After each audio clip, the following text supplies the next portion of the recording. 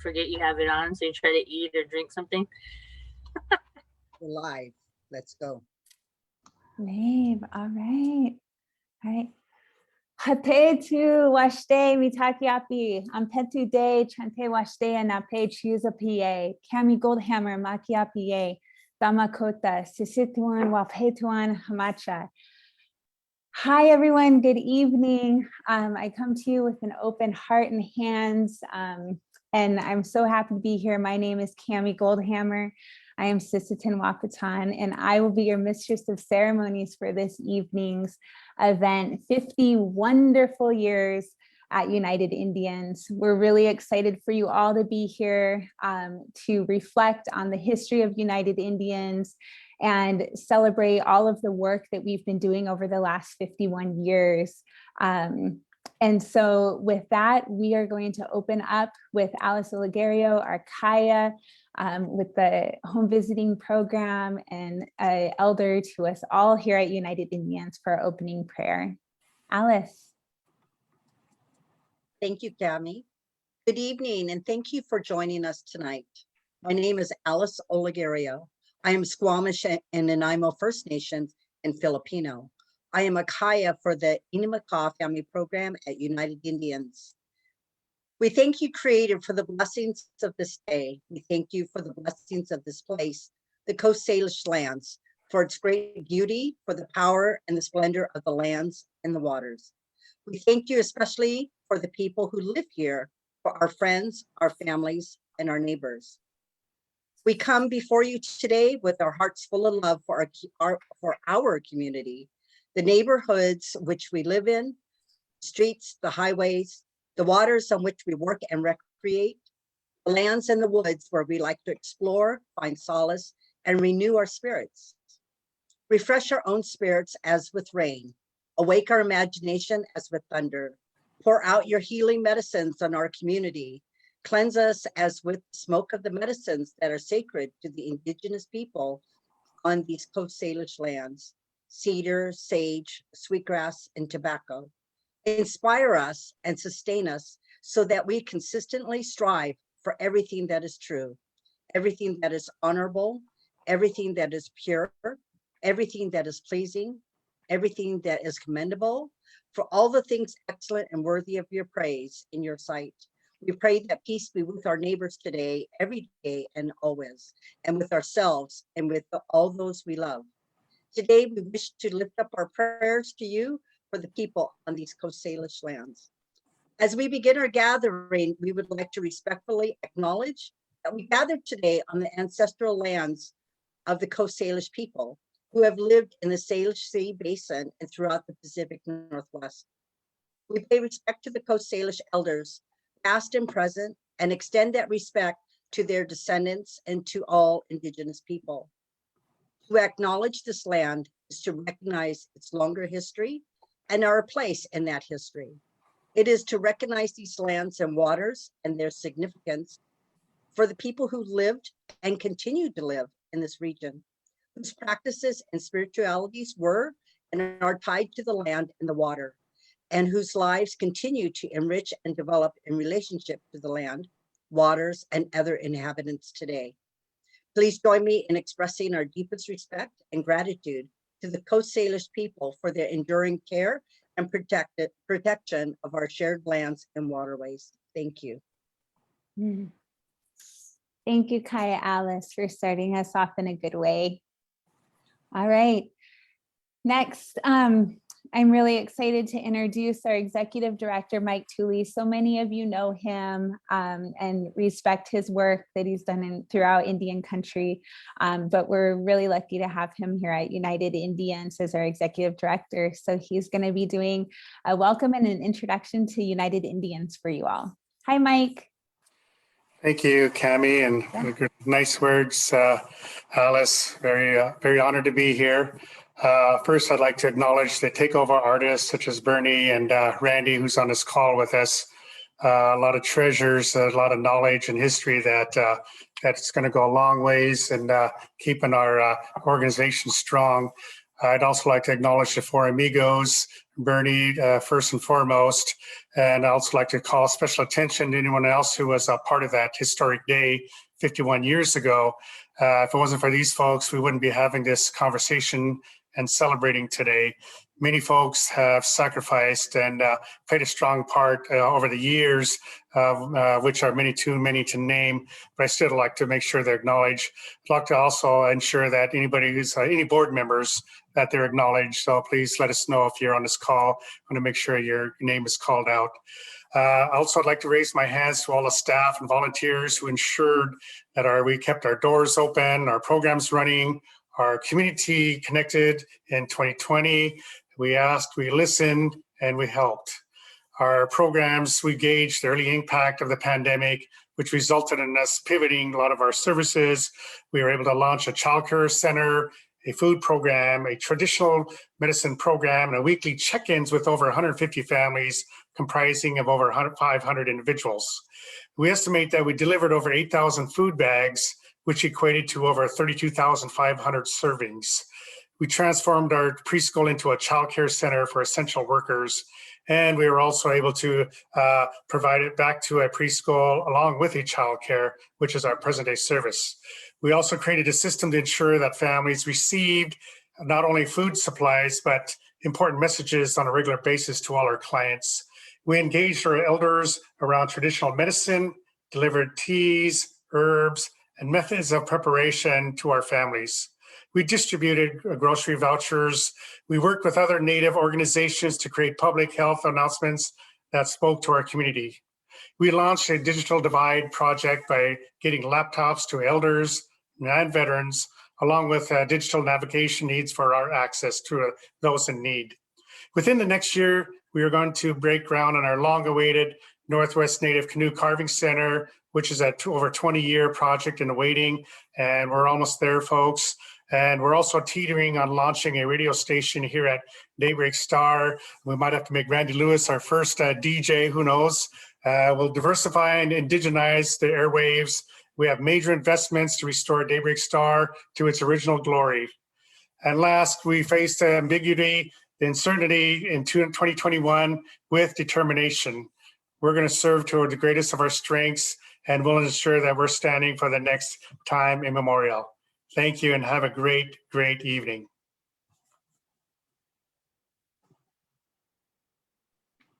Thank you so much, Mike, for that. All right, so next we're gonna watch a short video called, it's an excerpt from a documentary, As Long as the River Runs by Carol Burns. Before we start that, I wanted to let everyone know who's watching on Facebook Live right now that we do have a raffle for this evening. We're gonna put the Eventbrite registration in the chat box so that you can still register on the Eventbrite, which would give you a spot in the raffle. And we have some really good prizes. So you're gonna wanna do that. We'll be doing raffles throughout the evening. So while we do the video, please register if you're watching us on Facebook Live. For those of you that have already registered through Eventbrite, welcome. And you're already entered into the raffle, so no need to worry. So next up, let's start the video.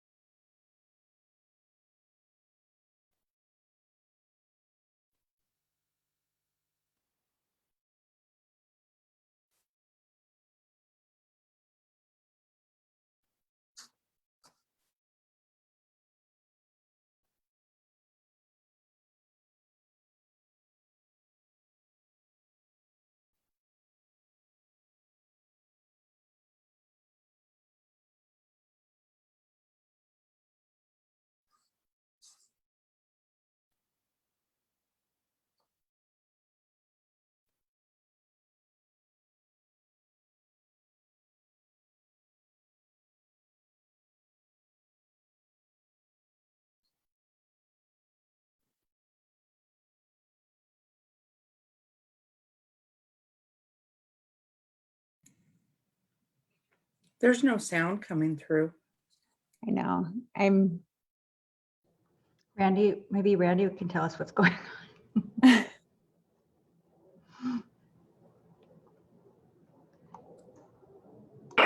My Zoom. Oh, there it is. That's Lauren Holiday. Not long ago, people believed the Indians were a vanishing race, but the Indians are not dying out. More and more young Indians are trying to learn about their culture and traditions. That doesn't mean just dancing and handicraft. It means returning to a way of life in harmony with land and each other. It means helping Indian brothers and sisters who have fallen in despair in cities. Well, why don't you tell us? Why don't you just say in your own words what you have in mind here? Senator, we'd like to be able to read it to you. How long is it going to take? It won't take too long, Senator. Dear Senator Jackson, Kanachitapi Indian Council is submitting a proposal to obtain the United States Army land and buildings at Fort Lawton for use as a multi-service center and a cultural, vocational, and higher education center for all American Indian and Alaska Natives. Statistics recently published by the Department of Health, Education, and Welfare indicate that there are over 3,000 Indian families in Greater Seattle, amounting to approximately 12,000 persons.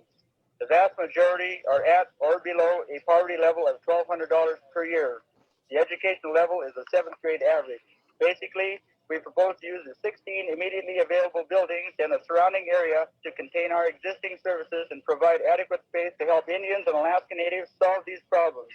We would point out that several of these programs are already funded and in operation, but are seriously limited due to inadequate physical facilities. We believe the time has now arrived for the Indian to use his own initiatives, take charge of his own destiny, and at the same time, help him make a contribution to greater society. Now, the law provides that after the military services have given their requirements, then the proposal is circulated among all federal agencies as to their needs. And they have, I think, 60, how many days is it? Normally 30 days. 30 days in which to make the request. So you will have to go through the Department of Interior as to pure Indian matters, HUD on the housing and OEO and so on. So I can only emphasize very strongly the need to, follow the law on that, because otherwise you wouldn't be eligible. We're going to do it right Well, now. we're going to look around and try to, and we'll have a better picture of it, and we'll carefully consider all of this. He wasn't even paying attention. Well, that's how they all are. Well, I'm too busy. I got things to do. I got to do this, And you should have an alternative. Tell the cat that we got to know in a week, because Indian children are dying today. There's people starving or leaning up against the fence tonight sleeping. Maybe some of these ideas that you say should have been expounded. I'm sorry I didn't think about it. What I'm saying is, and if it takes to occupy the place to show the man that we really need it now, then we're going to have to do it.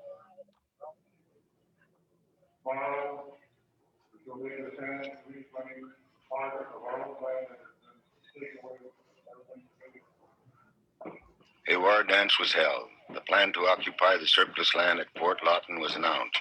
The next morning, Indians stormed the fort from every direction. Some climbed fences, some came up the cliffs from the beach, some rushed through the gates. The army closed in on scattered groups of Indians. Women were knocked to the ground. Men were clubbed. Cameras were smashed. Movie film and tapes were destroyed. 64 people, the youngest of them 3 years old, were held all day in 2 cells. After most of them had been released, a dozen military men fell on those remaining and beat them in their cells. The Indians tried to tell their story, but the army denied everything.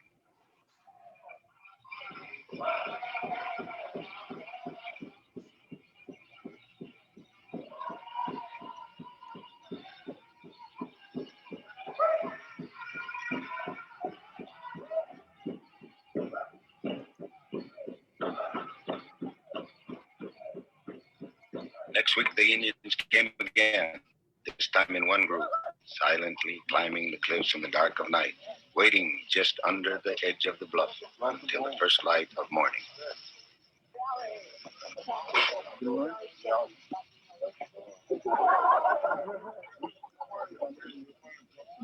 Where's he at? Alpha 1, hearing me listen. We are in position. We are on the Fort Lawton reservation. The direction of the Los Angeles to wait up to the end of the line. There they come.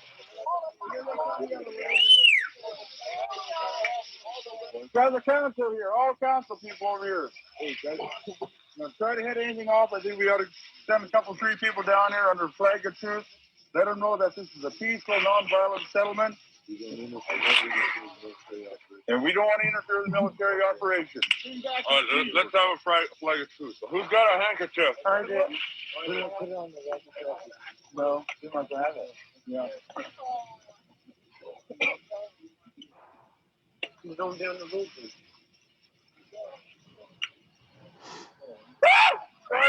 See this in the movies and laugh like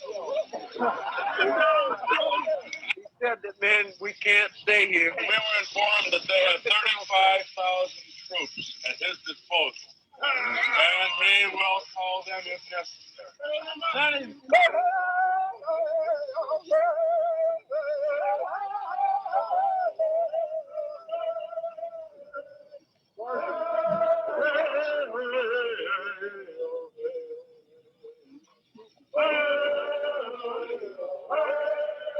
A few, including the movie cameraman, fled back down the cliff, pursued by MPs.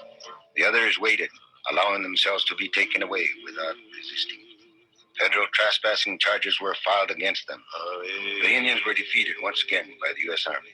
Young Sugar Frank spent his first day in jail, and his family knew that there would be more times, many more times for all of them, and that they would go on fighting because they saw more and more Indian people coming together. In victory and defeat, they were being united.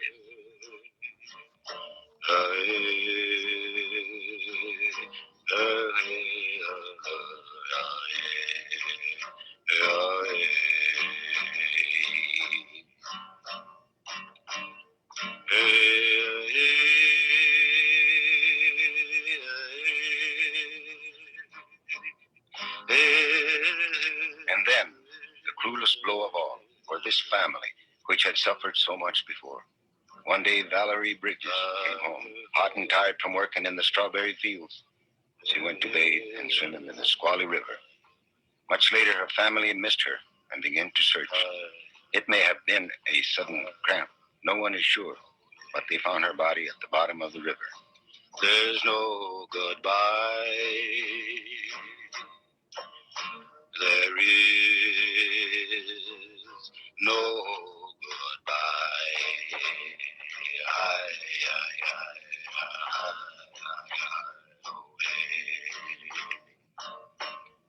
May our trails cross many times as we travel toward the setting sun of life. And when we meet,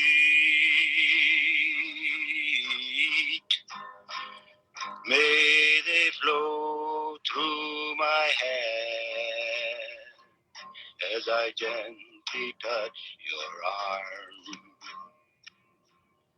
Happiness in seeing you again.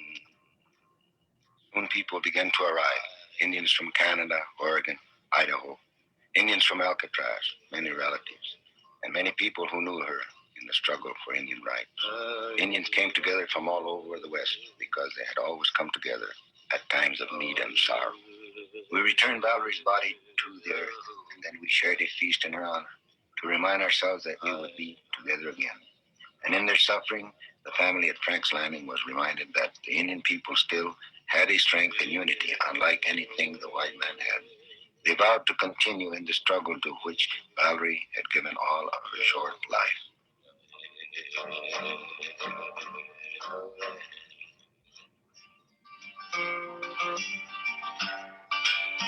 Valerie, you heard when your grandfather told of white men who came with promises of gold, saying, sell us the land that lies under the sun.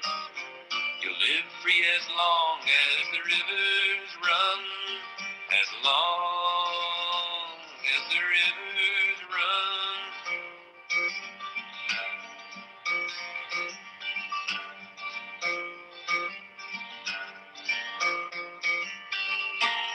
Can we sell the mountains? Can we sell the sky?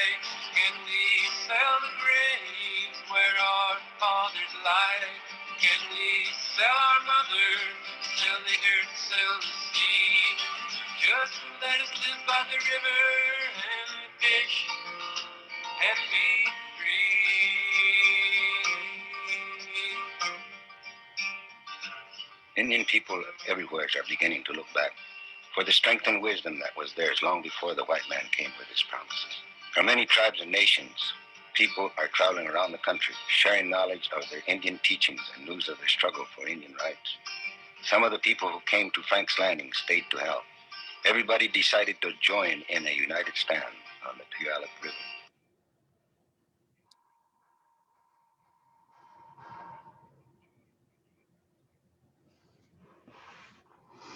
Wow. I was like crying during what I like see my colleagues a little teary too. It's pretty amazing to be a beneficiary of that history. And, you know, I think for so many of us that live in an urban area to have a place like United Indians, and we talk about United Indians and Daybreak Stars being the cultural heart and the cultural home of the urban community. And just to see that video and everything that the fence jumpers did and went through so that we could be here today is just a really incredible foundation to stand on. So thank you to them. All right, so next we're gonna talk to Hank Cooper. Hank, how are you? Osio, Dosio.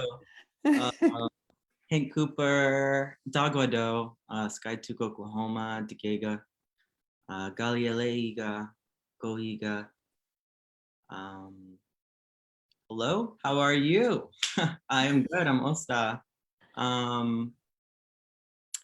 I am Hank Cooper. I'm the arts program manager at Daybreak Star Indian Cultural Center. I am the curator for Sacred Circle Gallery. And what I just said there was, hello, how are you? My name is Hank Cooper. I'm from Skytook, Oklahoma. Jijalagi Ale Chatasia. I am of the Cherokee Nation and Choctaw Nations of Oklahoma.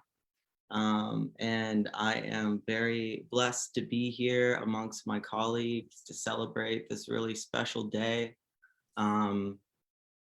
It has been a long time coming. I think we've all had this energy pent up inside of us all year long, looking forward to celebrating our 50th last year. So here we are, and we're gonna do it now. Yes, yeah. I was thinking about how we had a huge celebration planned for the 50th anniversary, which was 1 year ago today, right? And as with many things in 2020, the pandemic really changed that. And what is really exciting is the work that you've done in the gallery with the exhibit on the last 50 years, United Indians of All Tribes Foundation 50 Years Unite exhibit. I got to spend some time in there last Wednesday. It's amazing. I feel like I need to go back and spend hours in there and read every article. I came into the gift shop afterward and told Hank I was in there, and I was like, I had to touch the articles. I was like, to touch it, and they're like, it's okay. It was copies and everything. But Hank, tell us about kind of what your vision was for the exhibit. And I mean, you have so much information in there, articles. I mean, I can't even imagine the amount of time that was put into it. But tell us a little bit about it, and obviously how folks can come and visit. Absolutely, yeah. So we came to an agreement for the title of the exhibition. We had a lot more time than anticipated because of the pandemic, but came to UIATF 50 Years United. And, I really knew that I didn't want to do a traditional timeline for this exhibition. of course, we wanted to have some kind of cohesive chronological storyline. But like you said, there's just so much information that that is out there and that needs to be shared, and especially in our own personal archive at United Indians. It was like this 50-year milestone where we are doing all these upgrades to the building and finding materials in every nook and cranny to preserve these articles that you were just talking about earlier. Photographs, all kinds of multimedia, analog technology that we don't even utilize anymore. And so it was very interesting, for the course. Probably I would say it started over a year ago, while they were, while folks were going through certain storage areas of United Indians in La Batea Youth Home, unearthed all of these archival materials.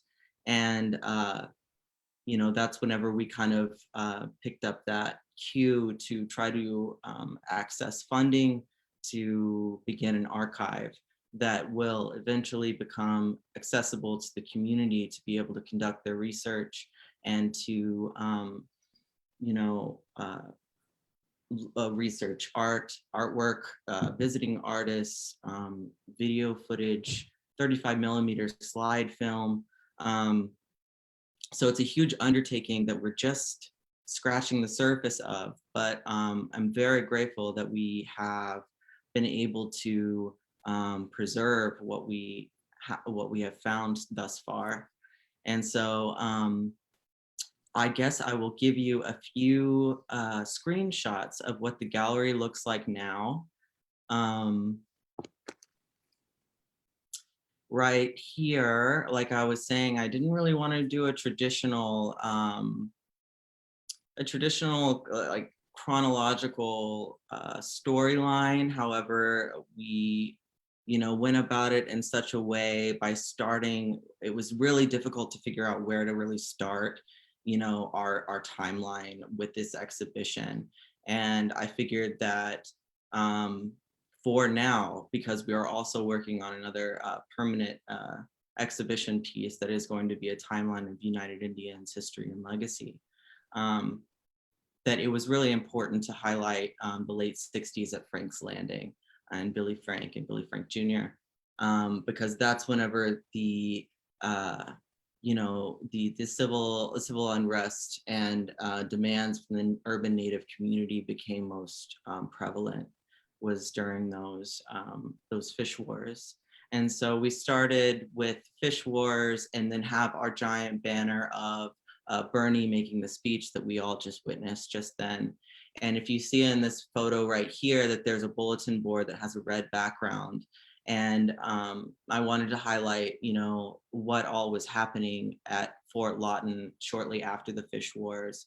And I made copies of the original articles and pinned them on the bulletin boards, just like you would see today in Daybreak Star. We have, bulletin boards everywhere.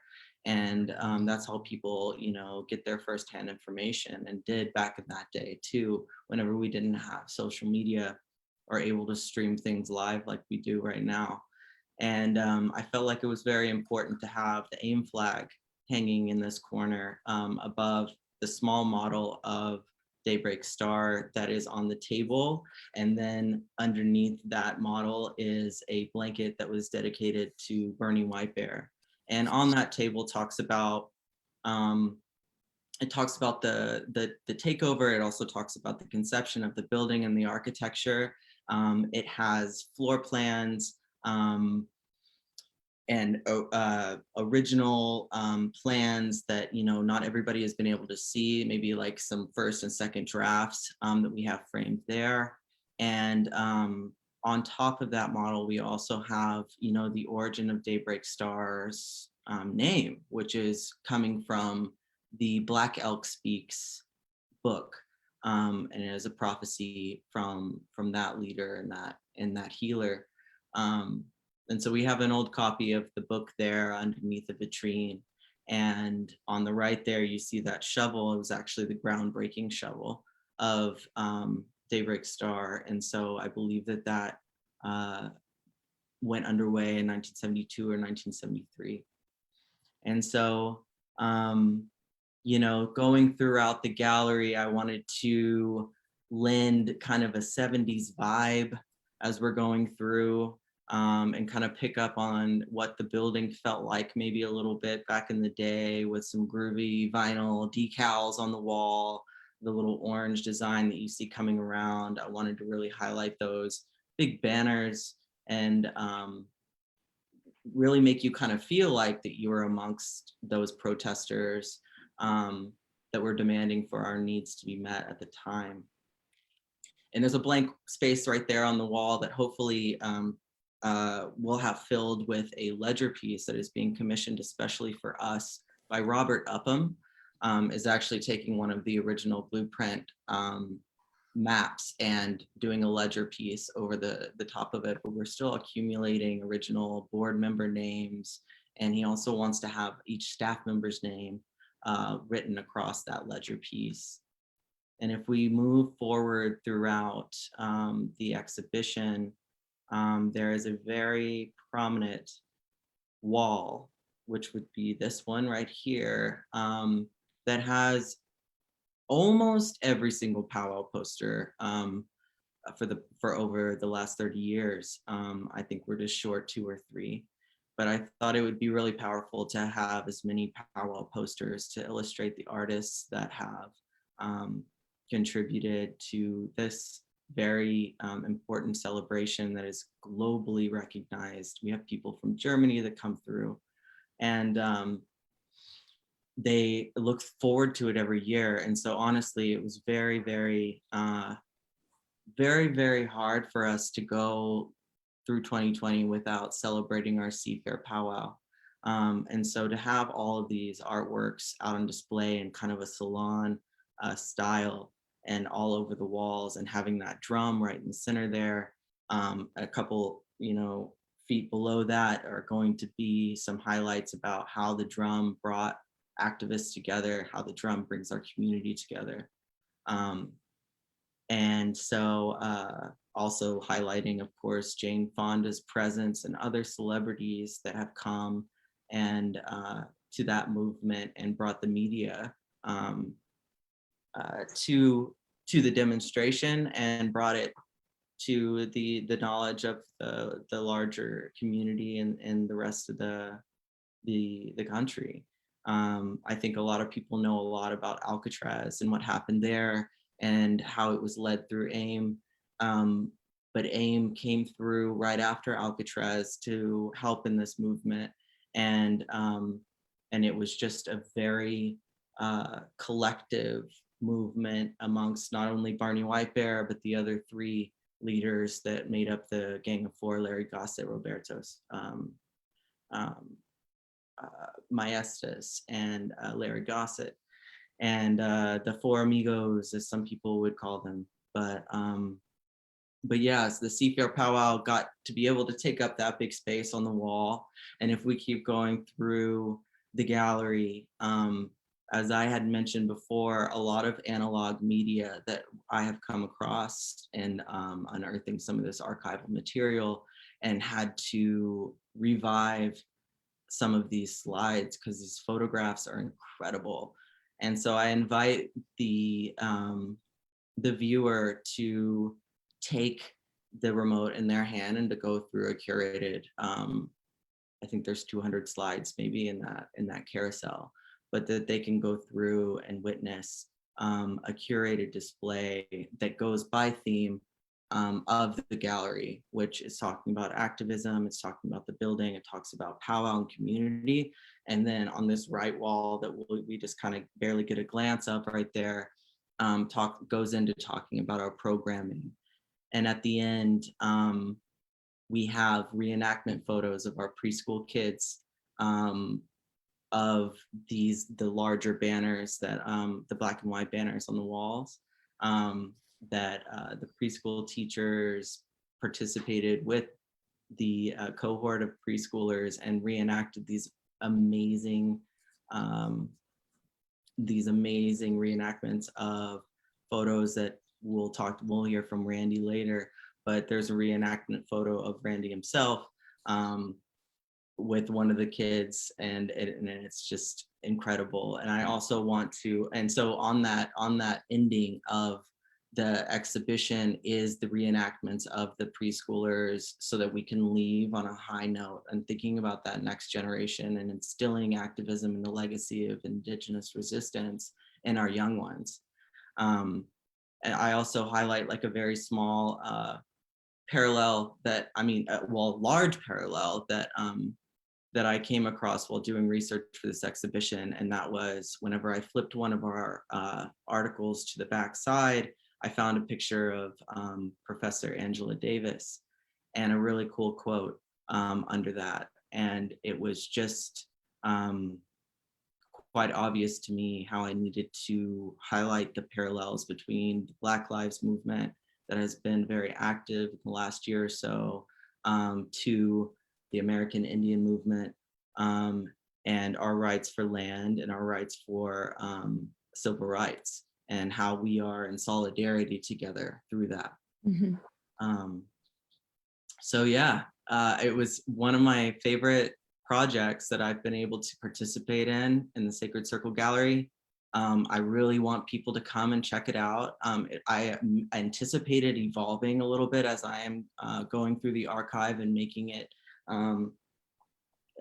more organized and make more sense to people whenever they come and do their research. But United Indians is a treasure trove for all of these accounts of activism.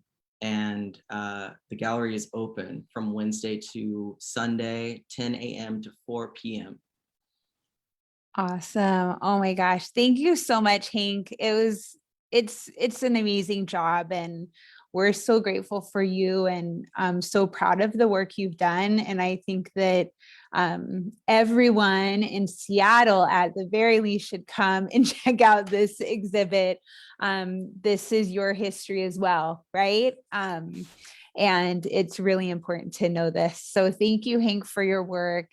You did a beautiful job, and I'm excited to see what comes next. But I think that you,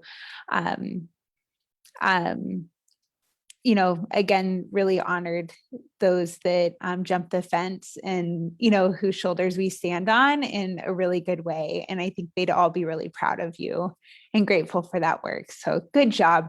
Good job. Thank you. Wash day, wash day. Couldn't have done it without the support of my colleagues and the wisdom from our elders and from the people that have made those sacrifices and jumped those fences. So we do have big shoes to fill, and we are prepared to fill them when the time comes. Awesome. Well, we'll get to hear more from Hank at the end, a little bit more about the shop and visiting the gallery. But like they said, the gallery is open. You all can come and visit. What was it? Sunday through Wednesday? Wednesday through Sunday from 10 to 4. And we are at Daybreak, we are COVID safe. We're letting folks in at 25% occupancy. You must wear a mask. We have a screener that screens everyone for symptoms when you come in, so you can feel confident coming over and visiting Daybreak with your family. So please come and visit us and honor this work. So thank you so much, Hank. Wado. Awesome. All right, so next I'm really excited to welcome Jody Alney. Jody is our new deputy director. We've had a couple of big changes with staff, and you'll get to meet our new a couple of our new staff members throughout this evening. But Jody's our new deputy director. We're so excited to have her as a part of the I say the W2 United Indians family, right? Those of us the official employees of United Indians. We know you've been a part of the family for a long time at this point. But Jody, welcome. Thank you, Cami. Yeah. Great to be here. My name is Jody Alney. I'm the deputy director. I'm in my first month. I descend from Crook, Nez Perce, Yakima, and I'm enrolled in Muskogee Creek out of Oklahoma. But I grew up in Yakima and came to Seattle to go to college, and couldn't bring myself to leave. So it's been home for over 20 years. And for the longest time, United Indians meant Seafair powwow and catching up with friends and family. So it's been quite a shift to not have that opportunity to see folks.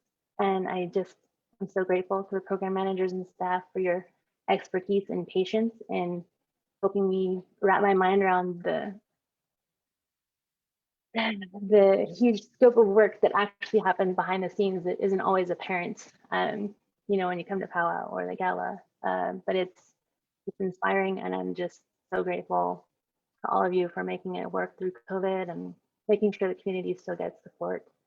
And happy to provide support as much as possible. And again, thank you for your patience as I work to get up to speed on this. But I'm so grateful that you're all here tonight and able to speak more directly to the exceptional work that you're doing. Because I think one thing that was surprising when I let folks know that I was moving over to United Indians was like, what do they do? And I was like, what do you mean? This is really great to that folks get to hear directly from all of you. So thank you so much, Cami. And Awesome. Well, we're so happy to have you, and thank you so much for being here. All right, we're going to do our first raffle. So let's see. Let me pick. I have the power of choosing our raffle items. So our first raffle this evening is going to be a much coveted United Indians bandana. I'll tell you, all of the staff, when they found out we had 4 of these for the raffle, were like, I want one, I want one. So you could sell this on eBay for a lot, probably. So we're gonna have a United Indians bandana, and then we also have a 8th gen blanket, one of their woven blankets. I think this is the one. I'm sorry, guys, I should have unfolded it prior so you can see I'm upside down. Poor elk, or whoever this is, moose on here. All right, here we go. There we go. So our blanket. So our first raffle winner, I think Jessica, who do we have?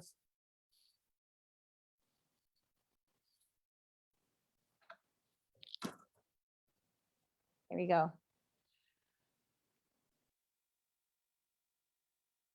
We have our wheel of names. All right, these are everyone that is joining us today. Oh, I see so many familiar faces or names on here. Folks that have been with United Indians in the past. So hello, everyone. Okay, so Jessica, why don't you click to spin and we'll pick our first raffle winner. For whoever wins, contact Jessica. We'll put her email in the text box so that you can get your raffle item. This is for a United Indians. Jamie Best, awesome. Jamie's with you with Open Arms Perinatal Services. Jamie is a doula, an amazing community member. So we're so grateful. Jamie, contact Jessica. I can take your blanket and bandana and get it to you because she's my girl. All right. But this was completely random. I had nothing to do with Jamie winning. All right. Okay. All right. So we are next going to welcome Jenna Gerhardt. Hi, Jenna. How are you? Good. All right. So Jenna is our Community Services Director. For many of you, you know Jenna from La Batea. Jenna has been with United Indians, I think, my entire adult life. Jenna, how many years have you been with United Indians? 27 years. Okay, that is more than my adult life. So that's amazing. I was obviously a child. Yes, when I started. Yes, labor laws were different back then. Yes. Thank goodness things have changed, right? Awesome. Well, you've been with La Batea forever. Again, that's how I think many folks know. And then just recently, we had a bit of a reorg at United Indians, and Jenna is now the Community Services Director, overseeing many programs that we're going to be talking about up next. But Jenna, do you have a few words to say? Yes, of course. Yes. As Cami said, I started my work with United Indians of all tribes 27 years ago now, and that was as a youth counselor on the graveyard shift for the youth home. And, you know, my role has changed over the years from youth counseling to case management, to program management, to direction. It's meaningful work to me. I always knew I had to do meaningful work from when I was a youth. And that's why I've been here for decades. And also, as I always tell the staff at the youth home, this work is sacred. I was fortunate enough to work with our founder, Bernie White Bear, back in the 90s. And one of the traditional values that he taught me in both his words explicitly and his deeds was about community responsibility. And specifically, the idea that although we all have different skills and abilities and roles in our community, each of us is just as important to the success, the well-being, and resilience of our community. I'm really honored right now to serve as the Director of Community Services for United Indians. And the community services that are included in this division, these important services are the Elders Nutrition Program, La Batia Bridge Housing for homeless youth and young adults, the Homeless Prevention Program for families and individuals, the Native Workforce Services Program, and the Daybreak Star Native Veterans Association. And I'm very proud too of the dedicated and caring staff with whom I work every day, and can't wait for them to be introduced next. Awesome. Thank Thank you, you. Jenna. Thank you, everybody. Yeah, and thank you for all of your work and your commitment to United Indians. It's amazing. Okay, so next we're going to be talking to Alexa Tanner with our Elders Program. She's the Elders Program Assistant and has the great privilege of working with our Auntie Judy Anderson, who is an elder in our community and much respected leader to us all. So welcome, Alexa. Tell us a little bit about what you all have been up to with the Elders Program. Hi, thank you, Cami. Like she said, my name is Alexa Tanner, and I am the Elders Program Assistant. I've been working with United Indians since 2004, so I've got to know a few people as well. And I actually worked with Jenna. She was my manager when I was a youth advocate. So we've all worked in. We've all had different hats here. And also, like she said, our manager, Judy, is out of town, so I'm going to be presenting in her stead. United Indians Elders Program has been serving our local Native elders for over 4 decades. And our mission is basically to provide nutritional, social, and cultural enrichment to our urban Native elder population in the Seattle area. We stay connected with our elders to keep track of their physical as well as emotional and mental well-being. We check up on them. We, talk to them while we're delivering their meals. We just make sure that they're doing okay. Currently, we are serving approximately 40 elders in the North Seattle, West Seattle, and Beacon Hill areas. Each week, our cook prepares and freezes 4 nutritional homemade meals, including fresh salads and fruit. And afterwards, our team boxes them up, delivers them to each elder's home. Sometimes we're not allowed to go into their buildings, so they have to come out and get them. But it's better than trying to hop on a bus and, going and risking their safety and all that. So we're glad to do it. We include in the meal bags a weekly bingo game, and our elders, they love their bingo. So we're trying to keep them their minds busy as well. We try and include some like puzzle books and other things.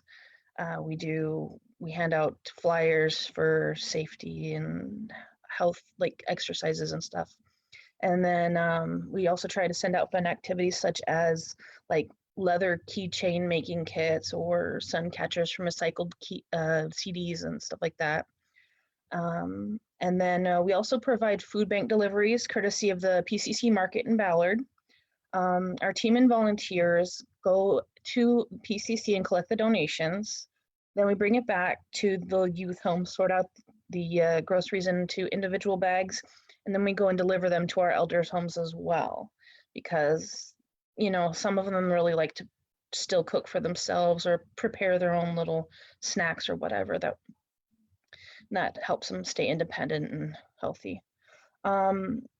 When necessary, our elders have relied on us for rides to and from the grocery store, as well as assistance shopping. We'll go push the cart for them and grab stuff for them, you know, as they're walking along. Then we help them getting to and from doctor's appointments, funerals, community events. We give them bus tickets, things that help them in their day-to-day lives and keep them more isolated from other people who are not possibly as healthy as we are, being vaccinated and everything. So, and we can make sure that we're taking care of them because we care more about them than some other random person would. And then we have recently been taking small groups with masks and, you know, to bingo and the casino, just to get them out of the house and give them a chance to change their scenery and socialize. And I know that I speak for our whole team when I say that we absolutely love having the privilege of serving our elders. And we cannot wait until our country gets opened back up so we can have them come back for meals and activities like before.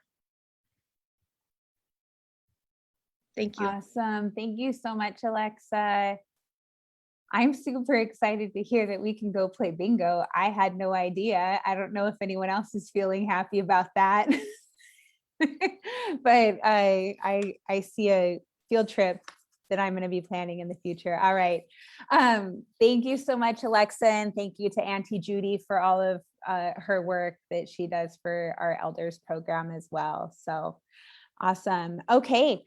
So next we have Lynette. Lynette is with La Batea Bridge Housing. Hi, Lynette. Good evening. Tell us what you all have been up to. Hello. Thank you for having me. Yeah, so I'd like to just share a little bit about La Batea Youth Home. La Batea is a Lushootseed word that literally means a transformer. And when Vi Gilbert gave us a choice of names for our program, La Batea stood out as meaningful and such a good fit for a program that aims to assist youth and young adults 18 to 24 years old in the transition from homelessness to stability on many levels, including permanent housing. We achieve this goal through our La Batea Bridge Housing Program, which combines short-term crisis housing with the rapid rehousing services. A team of case managers, youth advocates, and peer advocates work with our social services administrator, that's me, to assist the youth and young adults with their individualized goals and plans to reach stable housing and to maintain. We have a youth mental health program that uses traditional medicine practices and life coaching. We also at La Batea use many best practices that include like housing first, rapid rehousing, positive youth development, harm reduction, motivational interviewing, and trauma-informed care. Our facility is located here in the Seattle Crown Hill neighborhood. It's a historical building, so it's about a century old, but it still maintains its wonder and beauty and stands out in this community as one of the fabulous places that has a garden that passerbyers just can't help but stop and look, ask questions.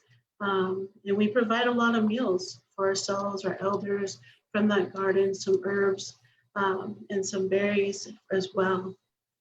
We also have a lot of case management. We have a gym for people to kind of get their energy out, to stay fit, to really feel like they're connected physically as well. And we have a computer lab that the young adults can really engage in their own apartment searches, job searching. They could really gear up for their own goals in education or training, just using the computer and having that access. When it's not COVID, we also have, when we don't have those restrictions, we can open up some of our other cultural activities like sweat lodge, and talking circles, arts and crafts. And we also have guest speakers that come for our life skills training. And that's very helpful for developing that network. So when the young adults come here, not only do they find a place of safety to be, but they start developing those relationships and feel like they're accepted in our community. Some of these participants, they're provided, increased access to mental health, doctors, things that they never thought that they could have access to. Some things that require more counseling services and career development, life skills.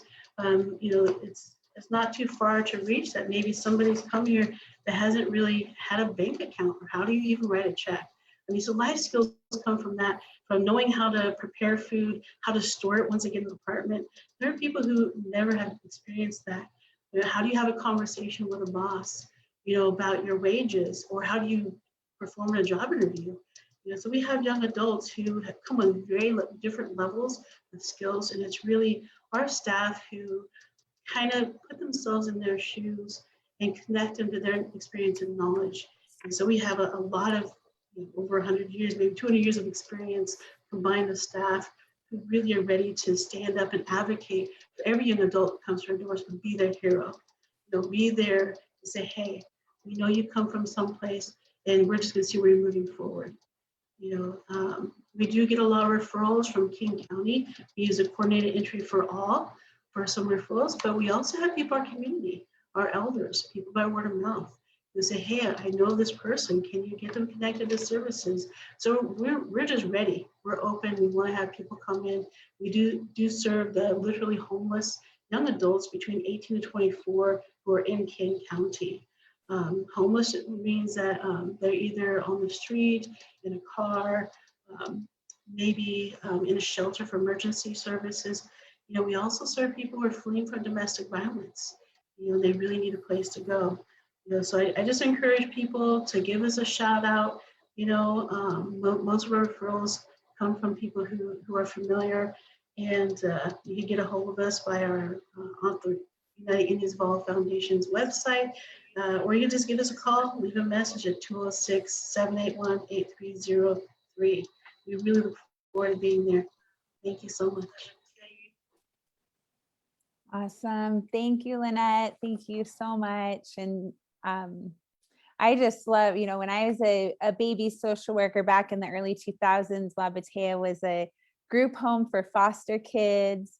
And I had lots of clients that lived there. And I just love to see how United Indians continues to adapt and change and meet the needs of the community in different ways as its needs change. So I'm so excited for the work that you all have been doing. And yes, La Batea is a beautiful space too. It's just one of the coolest buildings in Seattle for sure.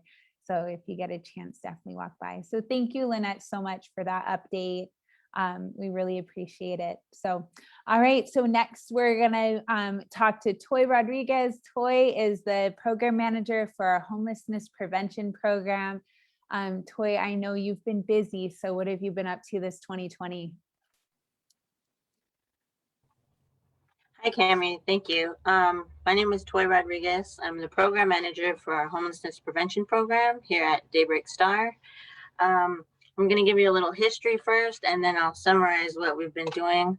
So in 2016, we realized that 25% of our clients were at imminent risk of homelessness. And what that means is they're on the very, very, verge of being homeless. If they don't receive any type of financial assistance or what we call wraparound service or case management, they're going to become homeless. They're going to be on the streets. So we aim for not only that, I always tell folks we have a two-phase part where the immediate assistance is the financial part, and the secondary is definitely the case management. So we want to keep folks and remain them in their homes, but we also want to target how best we can support them to maintain and sustain their housing.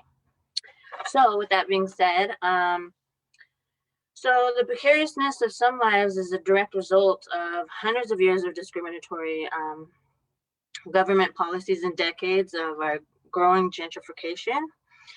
Rather than dwelling on those staggering statistics, we remain inspired by stories of our founder, Bernie Whitebear, who would offer his own personal home as a safe haven and just to help our community overall, to assist and, just lend a helping hand. So with that, given the difficulty of finding affordable housing in King County, we all know it's skyrocketing as we speak.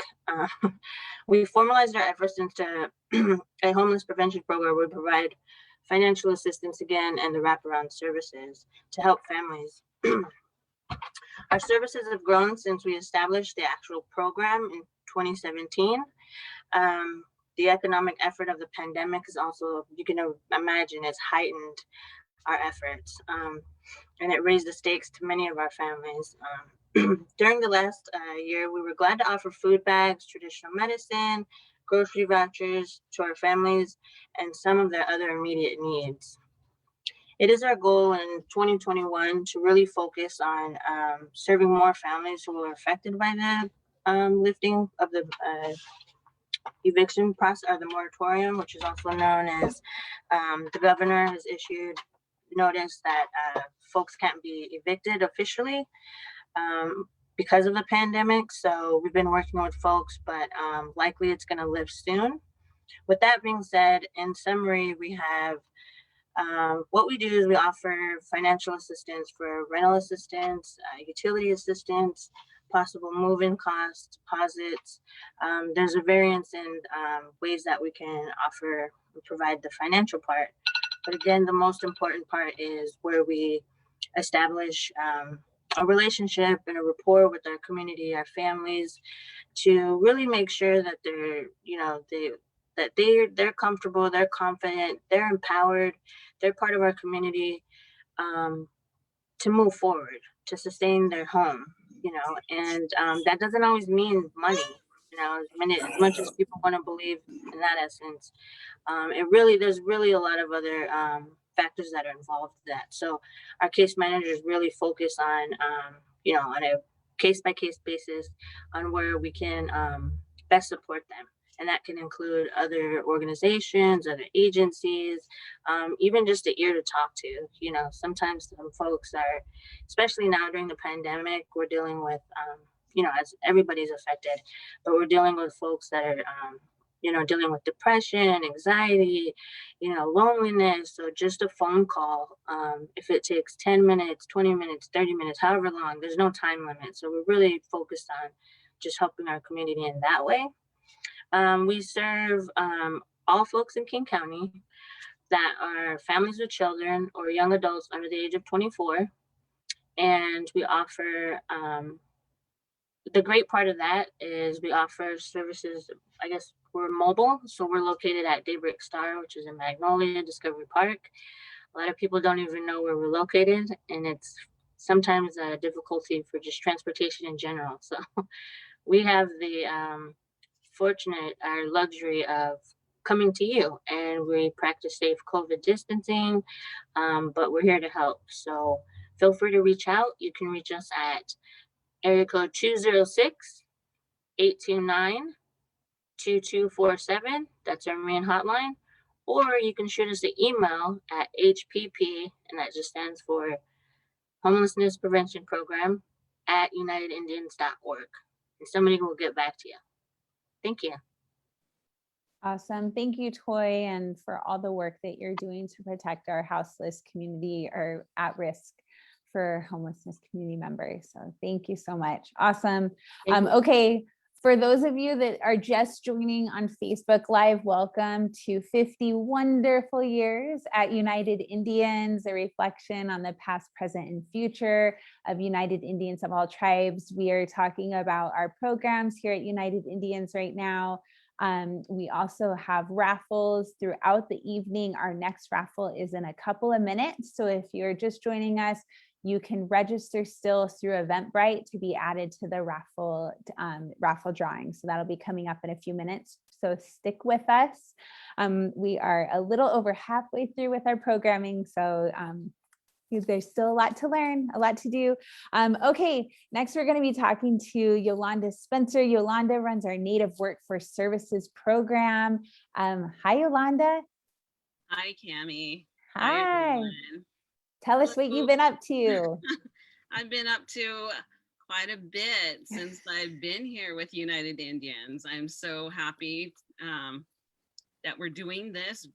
I wish we were in person. My name's Yolanda Spencer. I am Yakima and Lummi. My Lummi name is Sopashawit. I am program manager for our WIOA program, which stands for Workforce Innovation Opportunity Act. In short, it's like your Native Workforce Center. We help out with our Native individuals who are unemployed, underemployed individuals who are looking for a change, either finding a job, finding a training, upgrading their skills, also job referrals, job placements. We're lucky enough, since we went into this pandemic, we're trying to think of how do we keep in touch. So we have a Twitter account that we post daily job updates, our Office of Labor Standards ordinances, especially our grocery essential employees who work in Seattle. My service area is in King County. So it's an adult program for Native individuals, Alaskan Natives, and Native Hawaiians who live in King County. So if you are looking for a job, look us up. If you're looking to go back to school, if you're looking to upgrade your skills in any form, we are here to support you. I was on a phone with a individual who's just been, laid off multiple times this past year. And it's really hard to hear when they're going through their struggles, but it's also a good thing that we are needed. And so we always listen to, sometimes you just need to listen to them, listen to our clients. And it's just a blessing to be part of this program so that we could keep serving our people, especially in King County, since we are like 1% and our working force, we try to boost their confidence, we boost their soft skills so that they could ace a job interview, so that they learn how to talk to their employees, to be a confident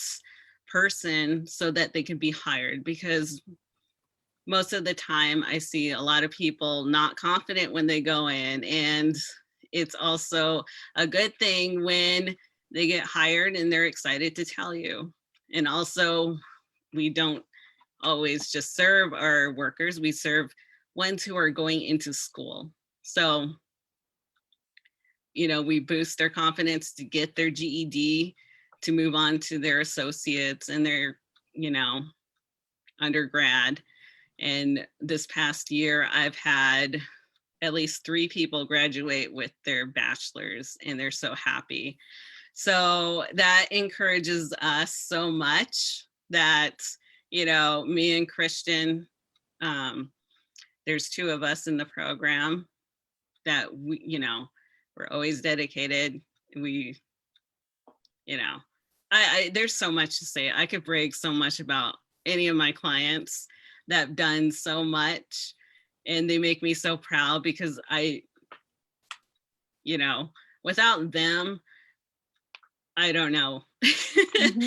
I'm going way off script, but I really love working with this community, especially, a place that, I probably wouldn't get if I went to WorkSource. I probably wouldn't get this assistance.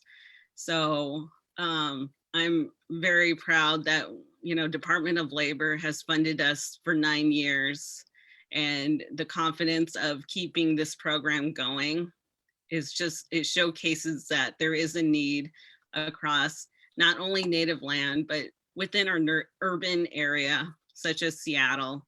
And we can continue to work with our clients that need a job, that needs to go to school, and also, be a confident resident of King County. And I feel so proud.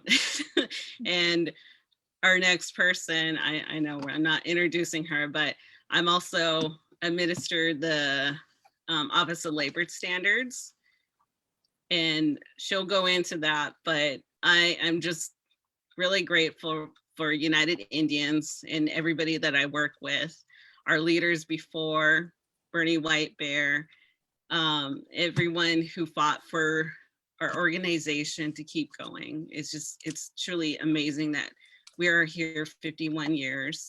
And yeah, thank you. Awesome. Thank you so much, Yolanda. I think a lot of us on the call could raise our hand and say we've had to deal with workforce before and know how we've all been there, right? And know how daunting and impersonal that experience can be, right? You're just one of hundreds of people that those folks work with, and it's not to diminish their work because we know they're busy, but to be able to get culturally specific, culturally relevant, personalized support from your community as an Indigenous person means a lot, and so I'm really grateful for that work. And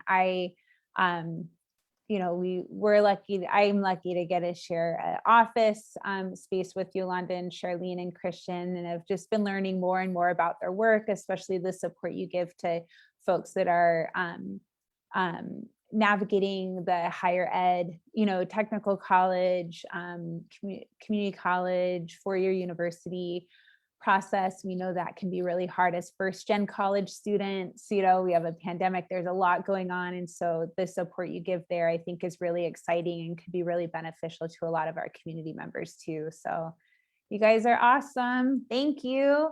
All right.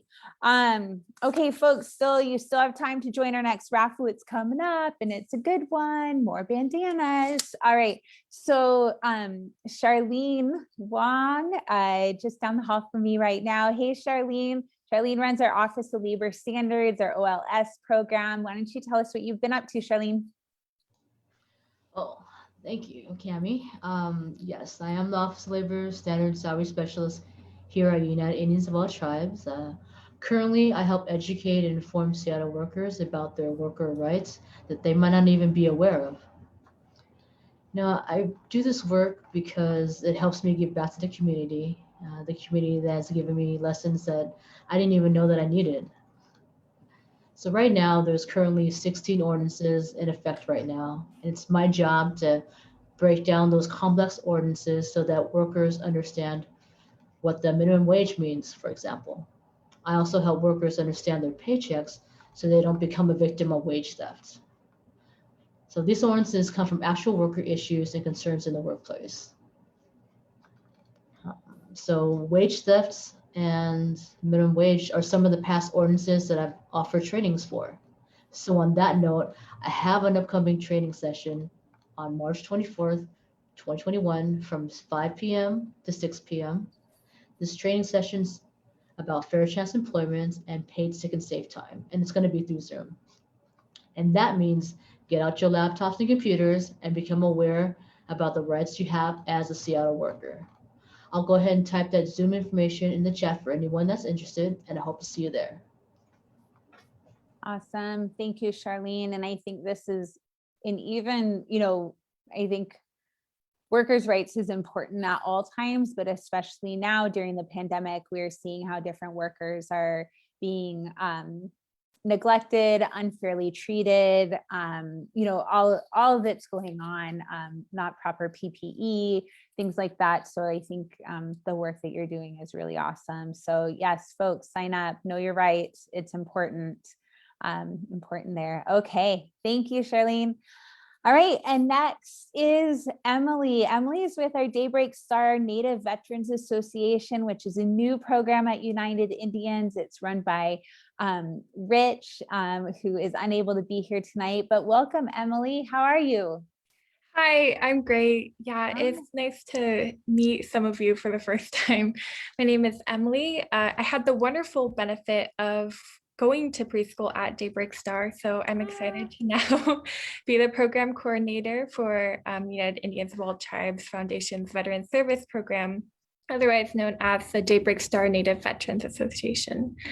So the program is funded by the King County Veterans and Seniors Human Services Levy to provide pathfinding services for Native Americans.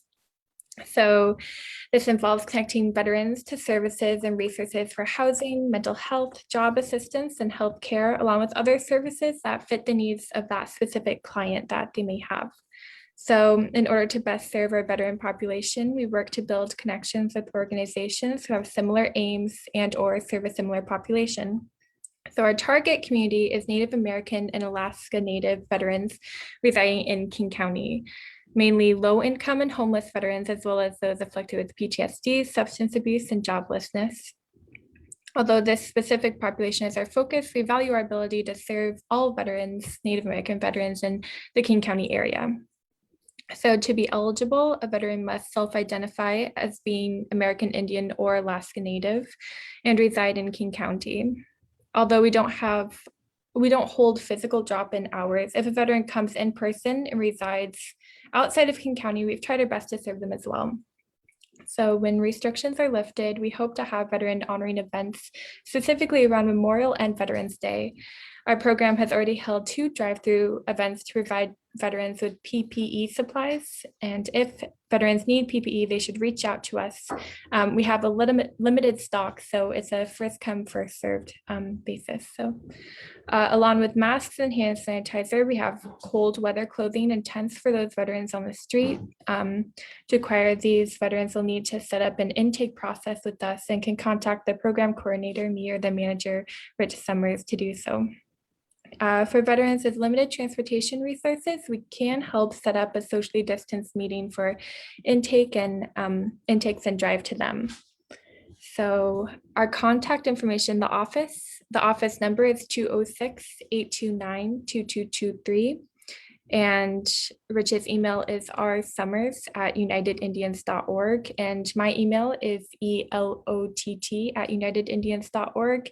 My number is 206-887-6311. But I'll put this all in the chat as well, just to be helpful. Yeah, I'm super excited to be working for this new program and glad to be a part of United Indians besides just participating in all the lovely events.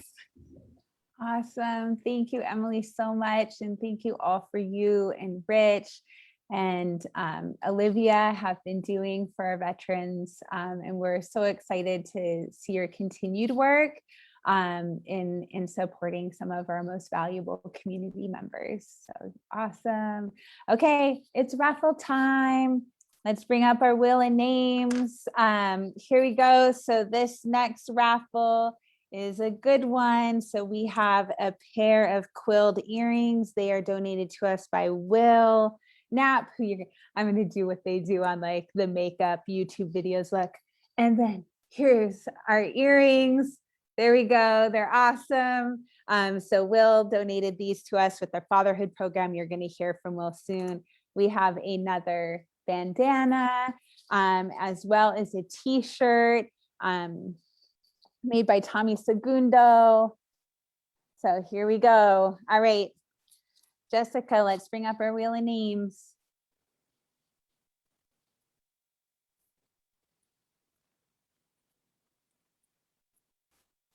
Okay, it looks like you might have some new folks on here. Let's spin and see who wins.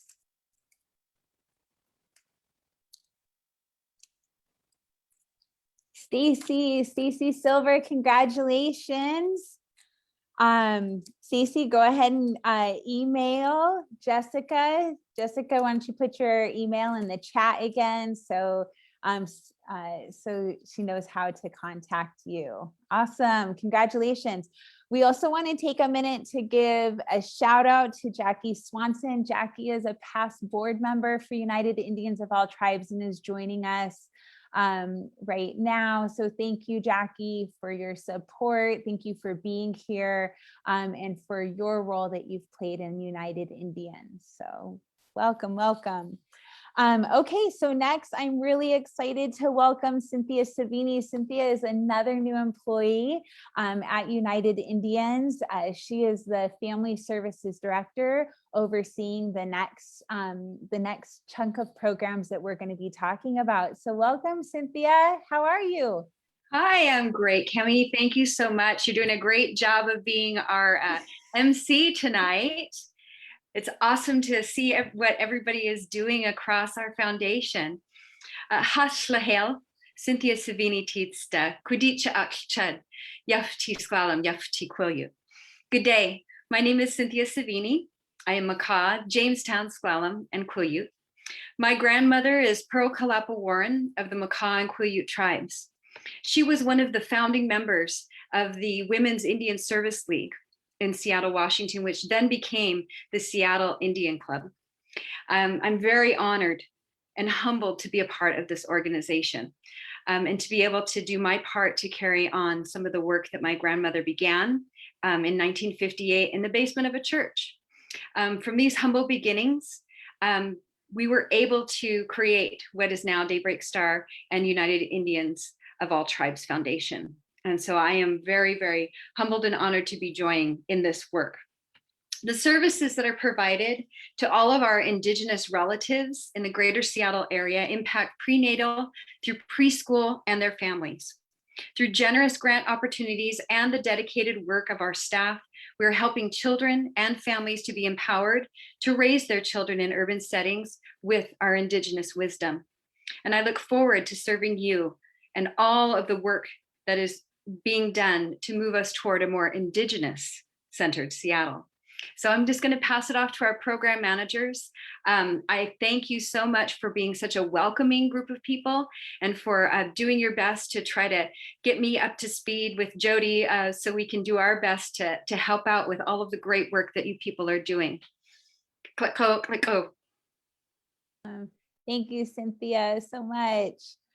Awesome. So next we're going to be talking to Luisa Laulile. Hey, Luisa. Luisa's with our foster care program. How's it going? Hi, Cami. Malolele, everybody. My name is Luisa Helena Laulile. I am so blessed and honored to be here in this space. I am the current ICW foster home licensor. Side note, I am a bit nervous. I'm always nervous and having to speak in front of folks. So bear with me as I go through this process. The foster home program has been around for over 30 years. And we have seen steady growth in our services to foster families, including our bi-monthly support groups. These support groups are crucial for our community to reach out to our Native children and our non-Native parents who are caring for them. Since we have gone virtual, our reach has stretched to the East Coast and doubled the numbers of families to involve 60 or more. In licensing homes, we play a dual role. We ensure that homes meet state requirements, and we advocate for families to voice their concerns to the state. We license families beyond the King County and include the Native Hawaiian and Pacific Islander children in our outreach as well. During our 5 years of hosting Native American foster care support groups, we have brought to light the need for Native American foster homes to our local community. In 2019, we renewed our commitment to expand our program, and we had our first outdoor event. We worked with numerous organizations, including the U.S.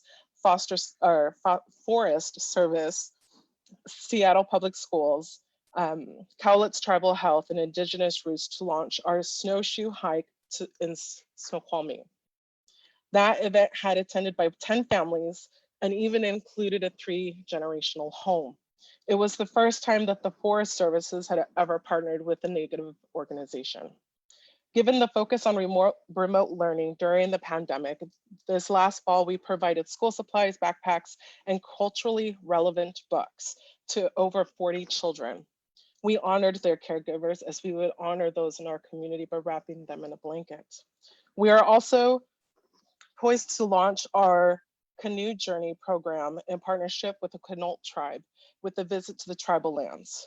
And that is when, obviously, when things are opening up, so we may be able to share in those sacred spaces. Programs, the commitment is to hike along the coast and sharing of songs, viewings, and canoes, and a traditional outdoor salmon bake, complete with a campfire and storytelling. Whatever the situation is, we provide a space that helps preserve cultural identity for all Indigenous children who are in foster care. And just wanted to make a side note that I know for a lot of foster parents, having to be in this space wanting to get licensed can be overwhelming. It could possibly be like a lonely journey for some folks, because some would wonder, why would you want to bring children who are not of your own into your home? But these children are a future for many different folks and for many different communities. And I feel that they should be just as honored and respected as anyone else in this community. I have been in foster care myself, so I understand how those spaces are and how easy it is and not how easy it is. I have advocated for families and the importance in these children who are having to be cared for by their elders, and the system wanting to tear them apart because a simple paperwork is not being followed through. And why?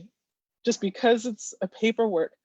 The importance is that these children are kept with their families, and they are kept with those that would care for them and know what is good for them, for their future, and being able to stay with them.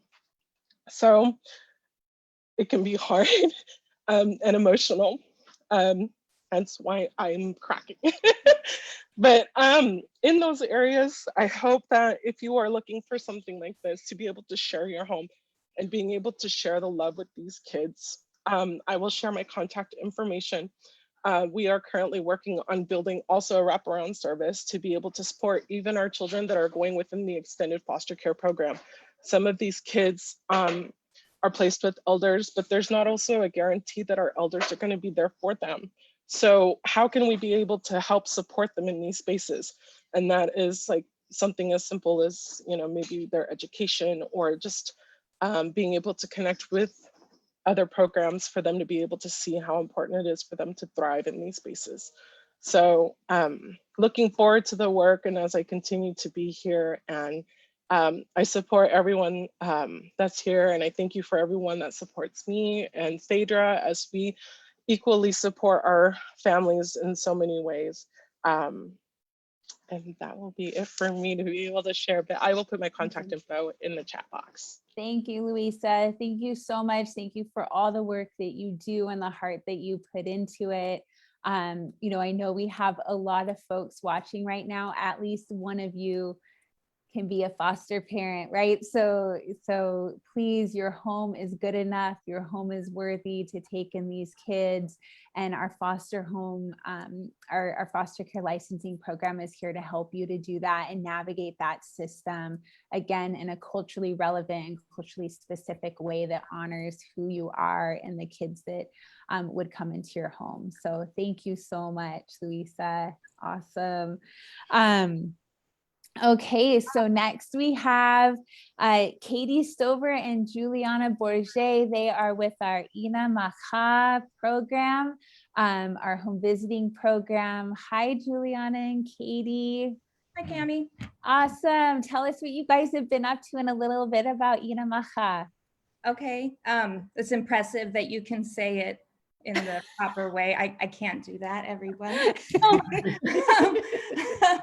My name is Katie Stover. I am Shoshone from the Paiute Shoshone tribe out of Fallon, Nevada. I'm the program supervisor for Ina Macha. This is Juliana Bourget. She's a home visitor. Don't worry, we're both vaccinated fully. We're good to go. Ina Macha stands for Mother Earth in Lakota. We have, I think we developed the program starting in 2011, started home visiting in 2013. We visit families who live in King County, including South King County, with families who have Native children under 5 years old. So Juliana is going to tell us a little bit about what she does. So yeah, What she's I'm Juliana. I'm a home visitor. I've been with United Indians. It will be 8 years. 8 years in April. So Katie and I were one of the first home visitors, and we were really lucky to help develop the program.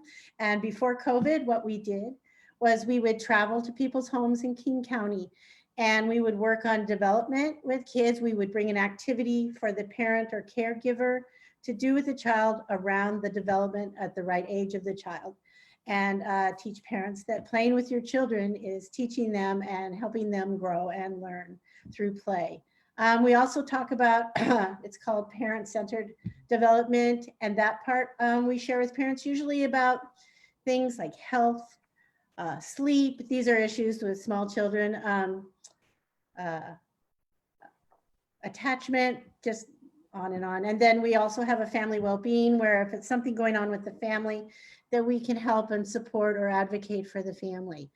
One of the great things about our program, we work with kids from 0, meaning pregnant moms, up to the age of 5 or 3 or 5, depending on when your kid either goes into preschool or kindergarten. I've been really lucky to retain families for 5 years. And if moms keep continuing having babies, I get to stay longer. So that's really helpful for me. I feel really honored and happy to be a part of this program. I've seen so many kids grow. We have group connections that we do once a month and bring families and community together. Where we have an activity before COVID, we would serve lunch and have parents and their babies and their kids come. We now that we do all virtually, but looking forward to getting back on the road and using our cars as our office.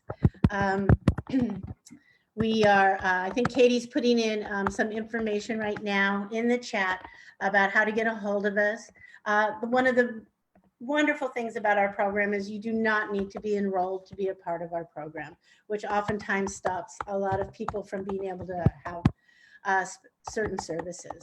So we really encourage foster parents, we encourage grandparents, we encourage parents to really take hold of this opportunity. We love your families. We appreciate being invited into your homes. We feel like part of the family as we grow and know you, and it's a great support. Awesome. Thank you both so much. Yes, I am a huge fan of home visiting. I think one of the greatest myths out there around parenting is that it's natural and you should know how to do it. And the fact is that is not the way it works, right? There's so much to learn, and the work that you all do and the curriculum that you use really helps to support parents to be the best teachers that they can be for their kids, right? So awesome work. And there's amazing evidence around the importance of home visiting when it comes to infant and child mortality, child abuse and neglect, kindergarten readiness. I mean, we could just go on and on and on about the benefits of home visiting. So yes, please, please, please, those of you out there that have kids, are welcoming children into your home soon, right? The ones that are growing inside of you, please reach out and sign up for a home visitor as soon as you can. Awesome. Thank you. Thank you so much. All right. So next, we're going to be talking about Daybreak Star Doulas. I am the program manager for Daybreak Star Doulas, and we also have Vanessa, one of our doulas here. So I just want to tell you all a little bit about our program. So Daybreak Star Doulas is a full spectrum program for pregnant people that identify as Native American, Alaska Native, Pacific Islander, and Native Hawaiian. We are full spectrum, which means we support people regardless of the outcome of your pregnancy. That means that we will provide support to you through an abortion or pregnancy loss, as well as relinquishment of your child. And then, of course, for those of you that are choosing to parent and providing postpartum support. So we're so grateful to be here and be able to serve our pregnant people in our community.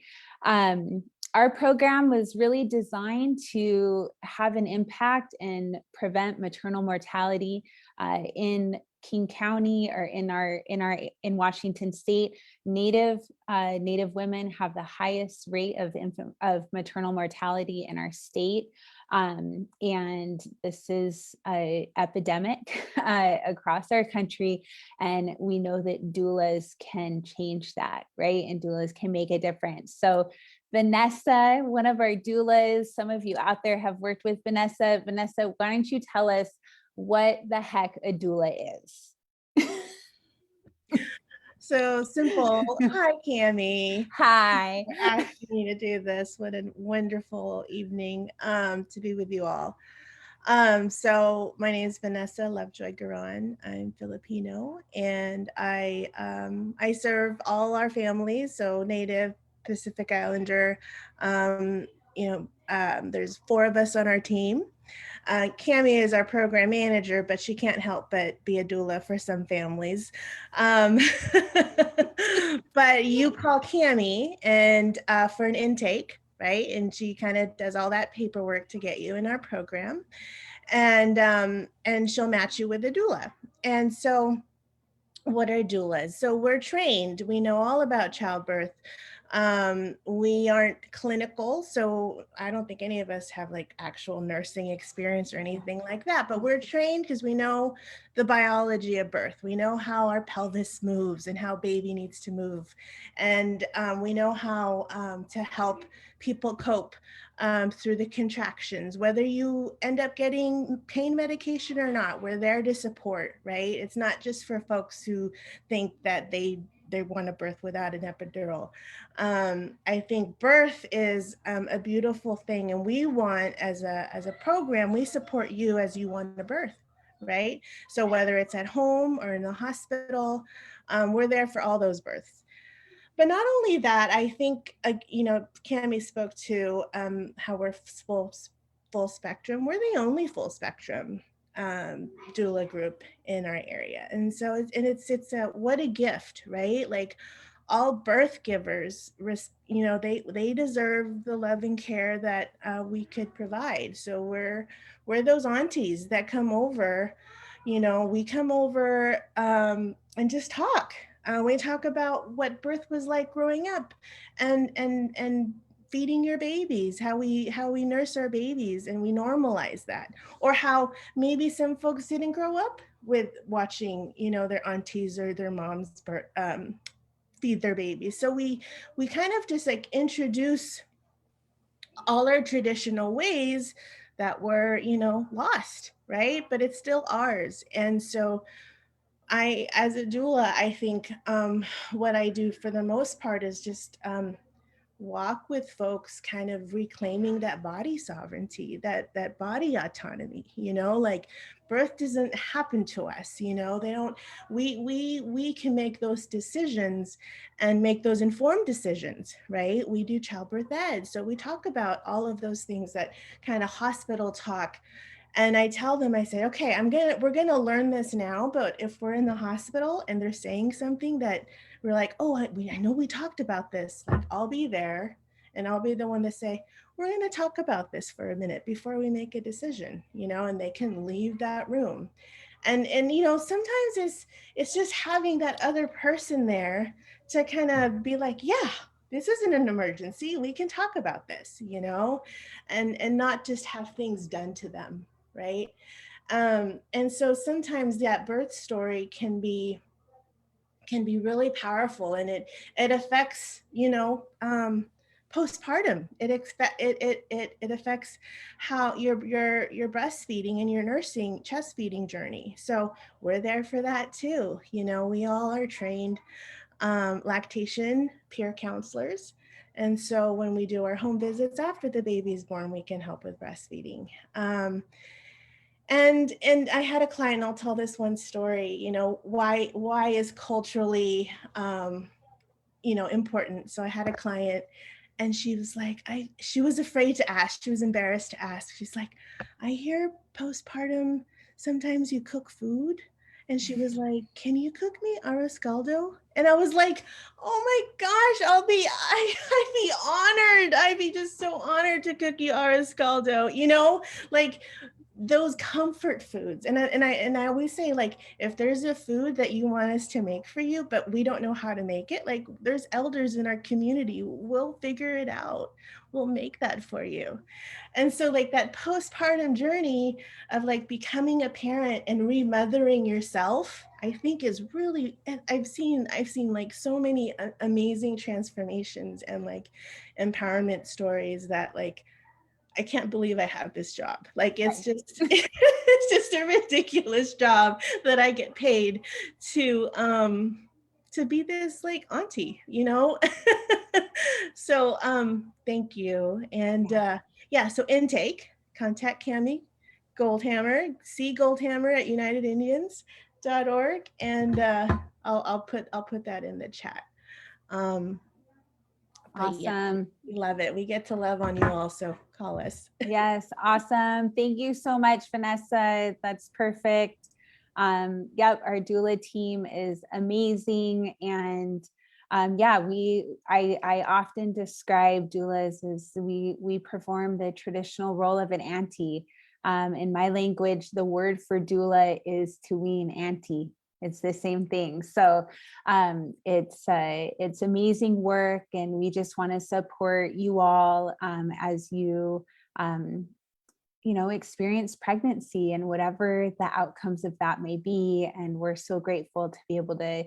It's a true honor to be able to support our community members through that journey. So thank you so much, Vanessa. Please reach out to us at any point in your pregnancy. We will take you as early as possible. And you could also call us when you're having contractions. If you're like, oh, dang, I want a doula.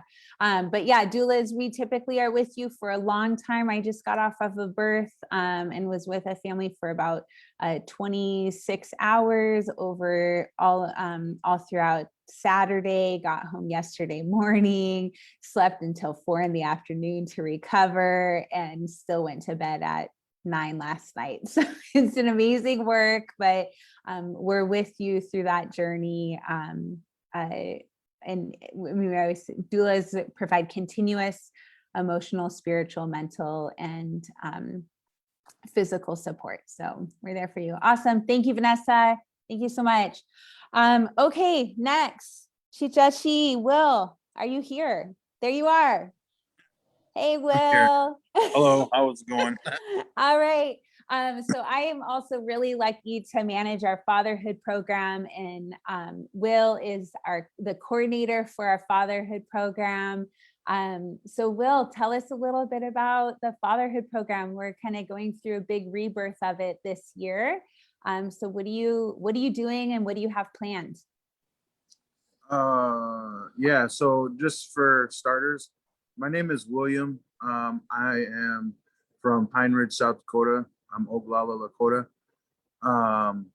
I was a program participant in the Fatherhood is Sacred program run by my predecessor. Also, I want to give a shout out to the Ina Macha program, because when I first got custody of my son, he was 2 months old, and they were always there for me, you know, always there to answer questions. Am I doing this right? Am I doing this right? Or, you know, just having that support. And so I truly have come full circle within this, within the family services over here at Daybreak Star with the family services program. Like Cami said, I run the Fatherhood is Sacred program. We meet every Thursday at 5:30 to 7, and we have a Zoom meeting with the Fatherhood is Sacred curriculum that was created by Al Pooley.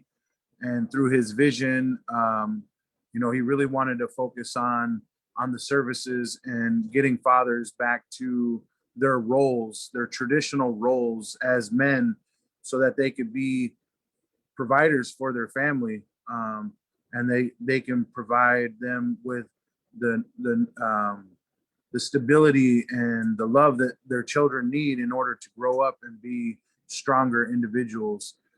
And as far as a family unit as well, I've only been doing the program since December, and like I said, I'm greatly appreciative to be here.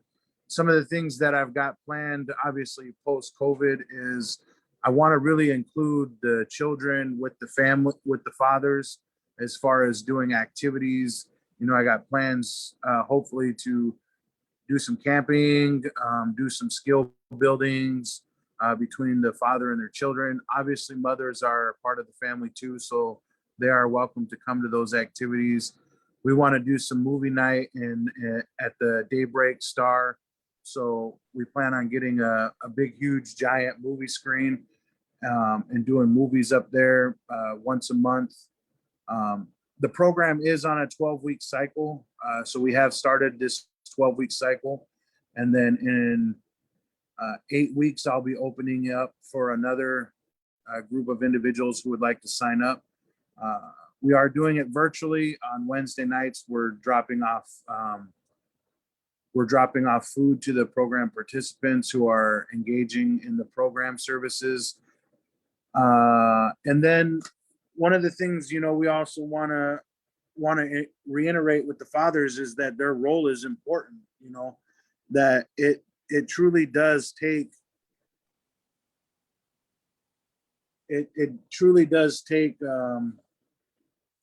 like a family whole in order to raise children and to have them be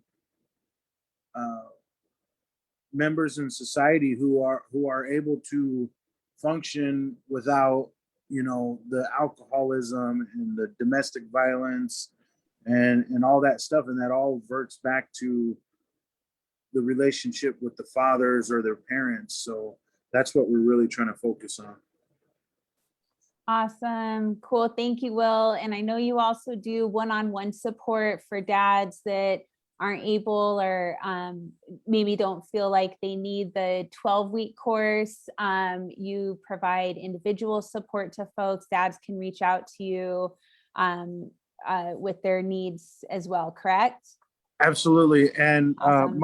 my email is wknapp@unitedindians.org. I'll put that in the comments, as well as my phone number is 206-707-1562, and I'll put that in the comments as well. Awesome. Thank you so much, Will. All right. Cool. Thank you. Okay, folks, we have another raffle coming up. So you can sign up still if you're just joining us with the Eventbrite. We'll put it back in the chat to make sure that you get into the raffle. So, Will, what's up? I would like to add, we do service Native American, Alaskan Native, as well as our Pacific Islander, Hawaiian Native relatives, and anyone who is currently taking care of Native American, Pacific Islander, Alaskan Native children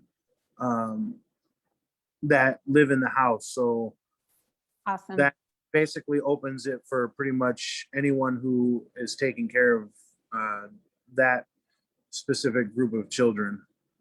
Cool. Awesome. Thank you so much, Will. Great. Okay, my girl, Lydia. Hey, Cammie. My girl, how's it going? We're just chilling. It's dinner and we're just, waking up people, huh, Uncle Randy? I know. I see.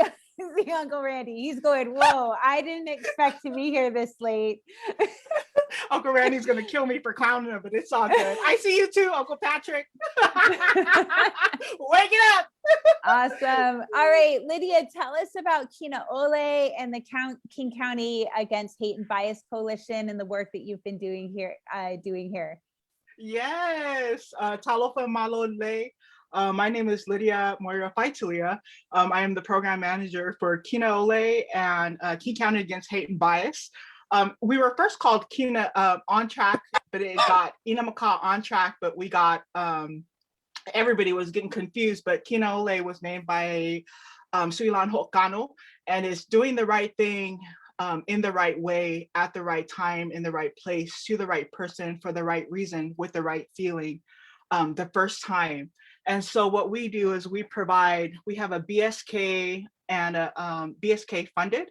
And so we provide wraparound services for our families, but we also have a screening portion of that where we provide screening for social and early learning development for children birth to 5.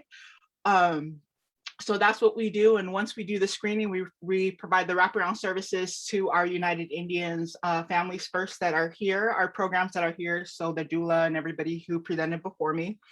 And then as for the King County Against Hate and Bias, we are still building that program and we're taking reports from our communities with some of their experiences. So we're still building that out and I will leave all of the information at the bottom in the chat box. Yeah, we serve Alaska Native, Native American, Native Hawaiian, and Pacific Islander families. We don't discriminate, but we do prioritize our Indigenous communities and our urban natives. So thank you for having us. Feel free to leave a chat and thank you for celebrating the 51st for United Indians of all tribes, my girls. So yeah, happy Monday. Yes, awesome. Thank you, Lydia. Amazing, amazing work. Great. Okay. And next we have our Daybreak Star preschool program, Nick Terrones. How's it going, Nick? Going good. Thanks for having me. Before I dive into the preschool program, I'd like to give a shout out and recognition to all you strong women identifying women on International Women's Day. I think without, I've spent a good amount of my life and time in early childhood education, and I've always been blessed to be around really strong and wise women. And I feel without the strength and wisdom of you all at Daybreak Star, who knows where we would be at. Haku, I am a proud descendant and ancestor of the Chumash people in Los Angeles. And as Cami said, I am the program director for Daybreak Star Preschool, a high quality play-based emergence, and most importantly, Indigenous-based preschool. We believe children, as well as their families and educators, are highly competent, confident, and capable citizens to our city, state, nation, and the world. Using our unique and vital Indigenous approach, we aim to be a model to decolonize education. And in early learning settings, we have a chance to redirect what education is as a whole and how it looks, and to empower Black, Indigenous, and other children and families of color who rightly deserve to have a voice and to be validated and to have their cultures and heritages exalted. How we speak to our children becomes their inner voice, and how we treat and see them becomes the people who we want to be. But how are we going to do that? At Daybreak Star, some of the things that we're going to be diving into are, for one, creating a composting program, which I think will help us build our another thing on the horizon of what we're calling land-based learning, of getting kids in, hopefully caretaking for the Bernie White Bear Garden, doing some trail clearing, as well as strengthening our own garden so our chef, Andre, can utilize the herbs and different veggies that the kids grow themselves. We're also looking into creating an outdoor program down the road. And with the guidance and stewardship with Cynthia, we're going to collaborate and really create a rich language nest for our children to really keep on the tradition of speaking and learning Lushootseed.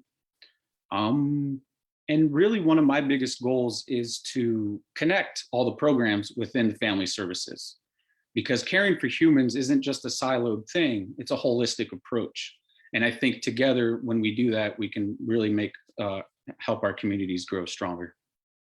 Thank you. Awesome. Thank you, Nick. And thank you to the preschool teachers. We know that they have not skipped a beat. They've been working since the beginning of the pandemic, caring for children of essential workers during this time. And then I just love, I keep going back to Emily being a preschool graduate. Our board president, Abriel Johnny, is a preschool graduate.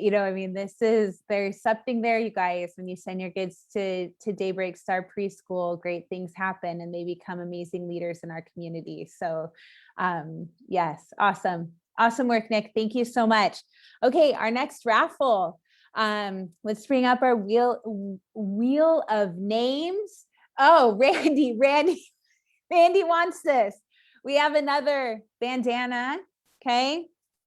We also have a 50th anniversary t-shirt with our amazing, beautiful 50th anniversary logo. Here we go. And then also part of this is the 50th anniversary blanket you see behind me. There we go. I know everyone's going, oh my gosh. All right, Randy's crossing his fingers. You got your troll dolls out, Randy, out in front of you for good luck? Okay, all right. All right, so let's see who wins.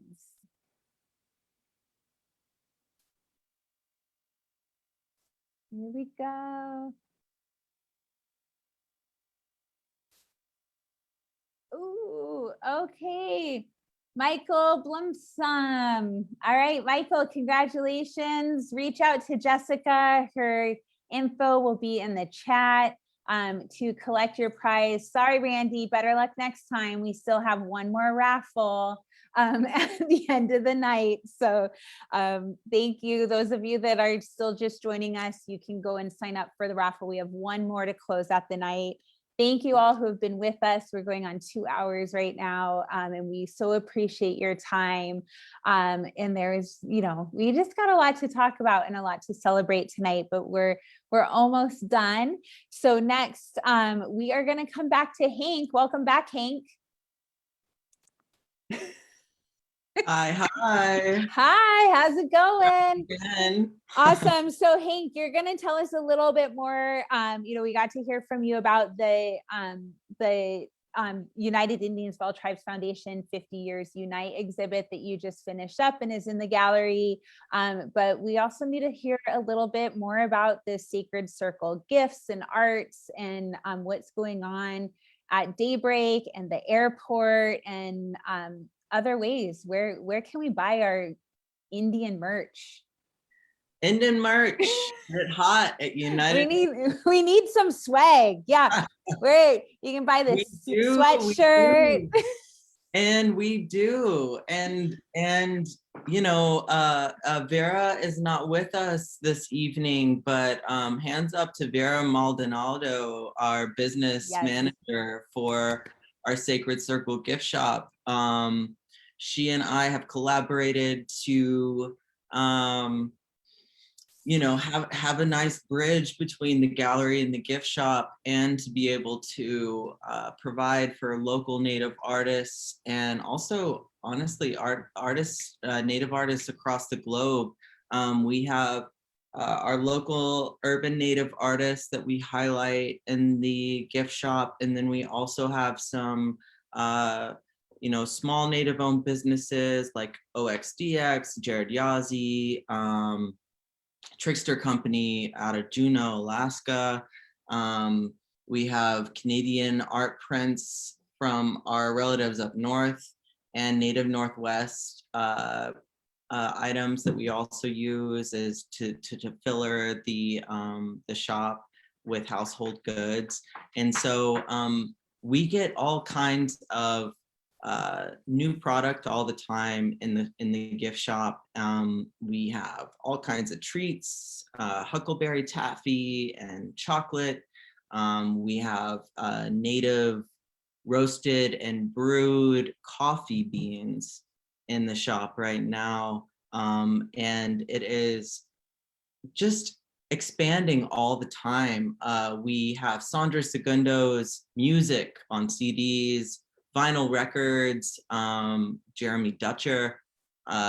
And so we are just trying to have all kinds of media and product in the shop that lends itself to what's going on in the gallery as well. So for instance, what's happening in the gallery right now with our United Indians 50 Years United is trying to encourage folks to come into the store and buy some literature that informs folks on the history of Native life in Seattle, and some books that have been written by Lonnie Reyes, who is our founder, Bernie White Bear's brother, who is also an artist himself.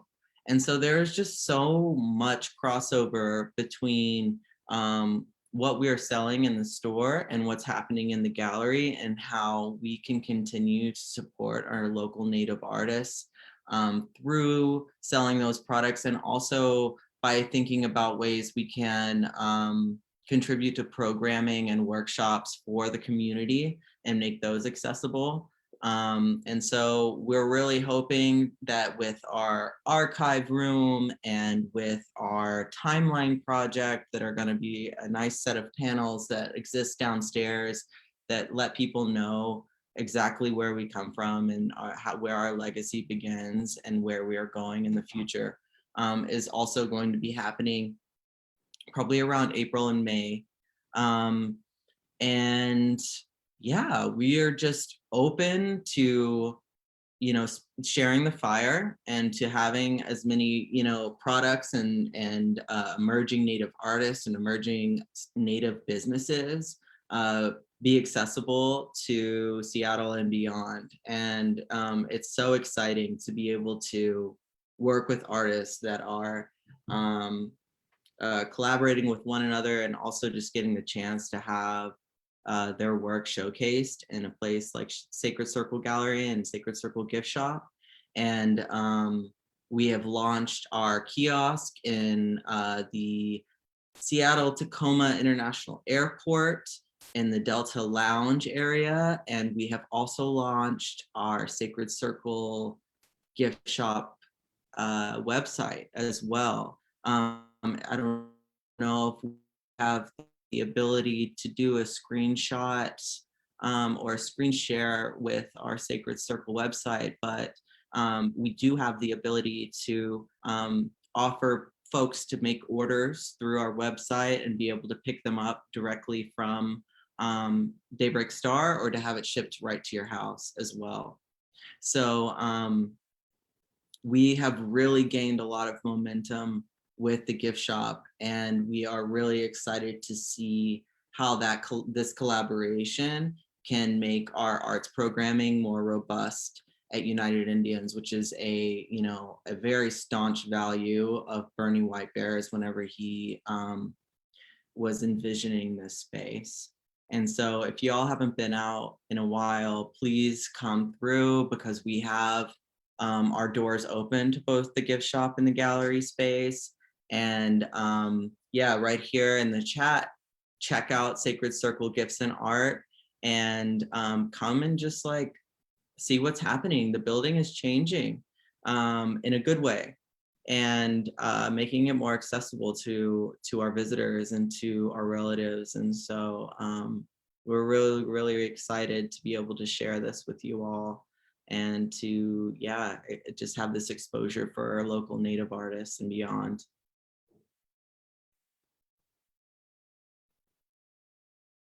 Awesome. Thank you, Hank. And Vera, for all the work that's happening in the gift shop. I think my list to do is to get my unchi, my grandma, a subscription to the Puzzle a Month Club. My grandma is doing a puzzle a day, 500 to 1,000 pieces a day. That is what has gotten her through COVID and not being able to go to the casino or to the Eagles to hang out with her friends and play left, right, center. She is doing a puzzle a day. And so when I found out about the puzzle of the month club, I was like, I need to get that for Unchi right away. Absolutely. That's why else it's really important to check out, you know, to stay informed through our social media platforms, on Facebook, on Instagram, on our website, unitedindians.org, and then of course, Sacred Circle Gifts and Art, because we do run those promotions that are so fun. And you need to, if you need to get your medicines, we have your medicines for you. We have your huckleberry candies. We have it all. So yeah, come through. I mean, a lot of folks have found a lot of joy in being able to do some retail therapy in our store. And so, and we've also like reciprocated that joy by just being able to have conversation with folks. And of course, with COVID protocols, we'll keep it safe and hope to see you soon for sure. Yes, there's some amazing masks there for you to buy. So when you get that stimulus check, hook it up. All the proceeds go to United Indians. The coolest mask. I mean, everywhere I go, I'll get my coffee in the morning and people are asking where I got my mask, you know. Yes. PC, and they're like, that's a cool mask. And I'm like, you need to come to my store out at Daybreak. Oh, I haven't been out there in years. So it's like, really, I think you all will be very pleasantly surprised to see what all is happening out at Daybreak. And so. Awesome. Thanks, Hank. Yeah. All right. Okay, everyone, this is going to be your last chance to sign up for a raffle. We're going to hear from Chrissy and then from Uncle Randy for our closing. So, hey, Chrissy. Hi. How's it going? Good. Good. Tell us what is up and what's been going on with just Daybreak. Tell us a little bit about the building. I know you have an administrative and facility update for our community. Yeah, thank you. I'm Chrissy Harris. I'm Haida from Southeast Alaska, Katzie First Nation and Filipino. And I'm here to give you some updates on what's been going on at our facility. We know you are all anxious to return to our beloved home at Daybreak Star, and we are too. We miss you all. Even though we've been closed due to the COVID-19 pandemic, we've been very busy. Thanks to the funding from the City of Seattle through their Equitable Development Initiative, we have worked to renovate our center. These upgrades will include a full remodel of all our bathrooms, installation of an additional bathroom upstairs that will be gender neutral and family friendly, new front doors with ADA push buttons, new windows in the lower level, a new chairlift, which required removing one of our staircases, installation of new HVAC units that are much more efficient and provide better air quality. Each unit has an ionizer that kills 99% of bacteria and viruses. New roof and drains. And that's it. So we have a lot going on here at Daybreak. And all these projects were both long awaited and much needed. They would make all of you and all of us more comfortable and safer in our space. Because of the COVID-19 closure, we were able to move ahead more quickly than anticipated. And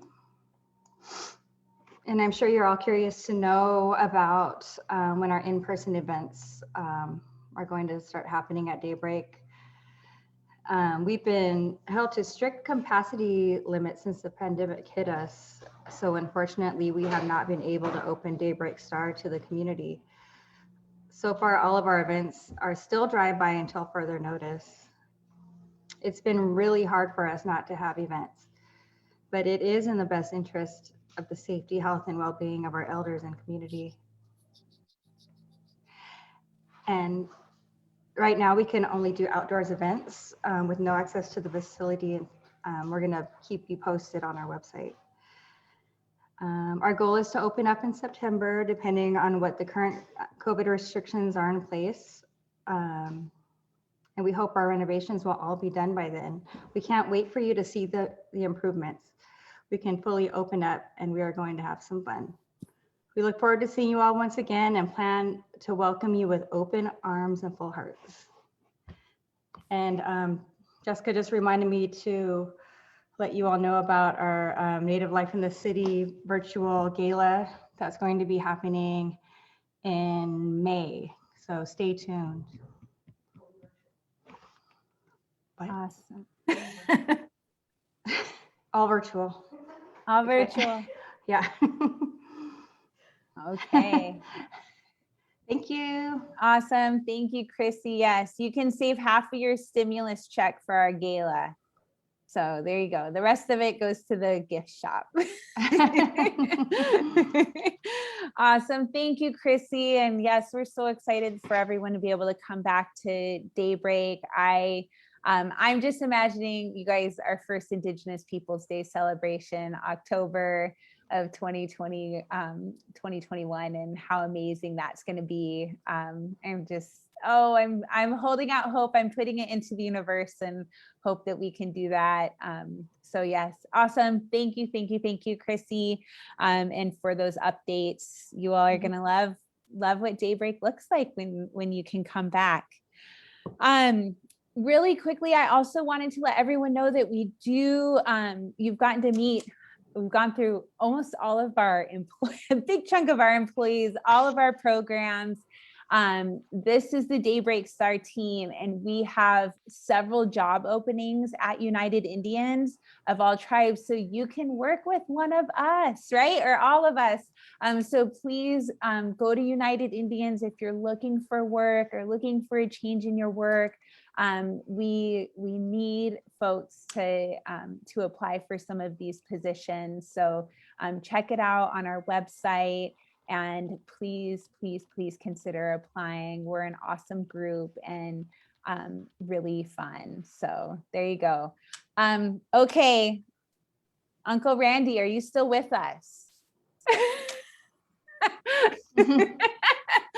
Oh, so Randy, we're so grateful to have you here. For those of you that were here watching the first video, you got to see a much younger version of Uncle Randy in there. He is one of the original fence jumpers and OG of United Indians of All Tribes Foundation. And we're so grateful to have you here, Randy.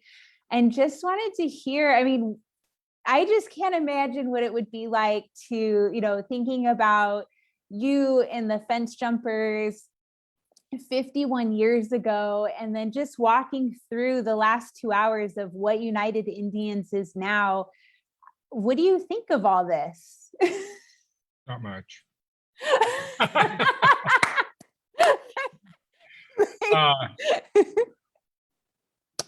Thank you, folks. Thank you. Last white.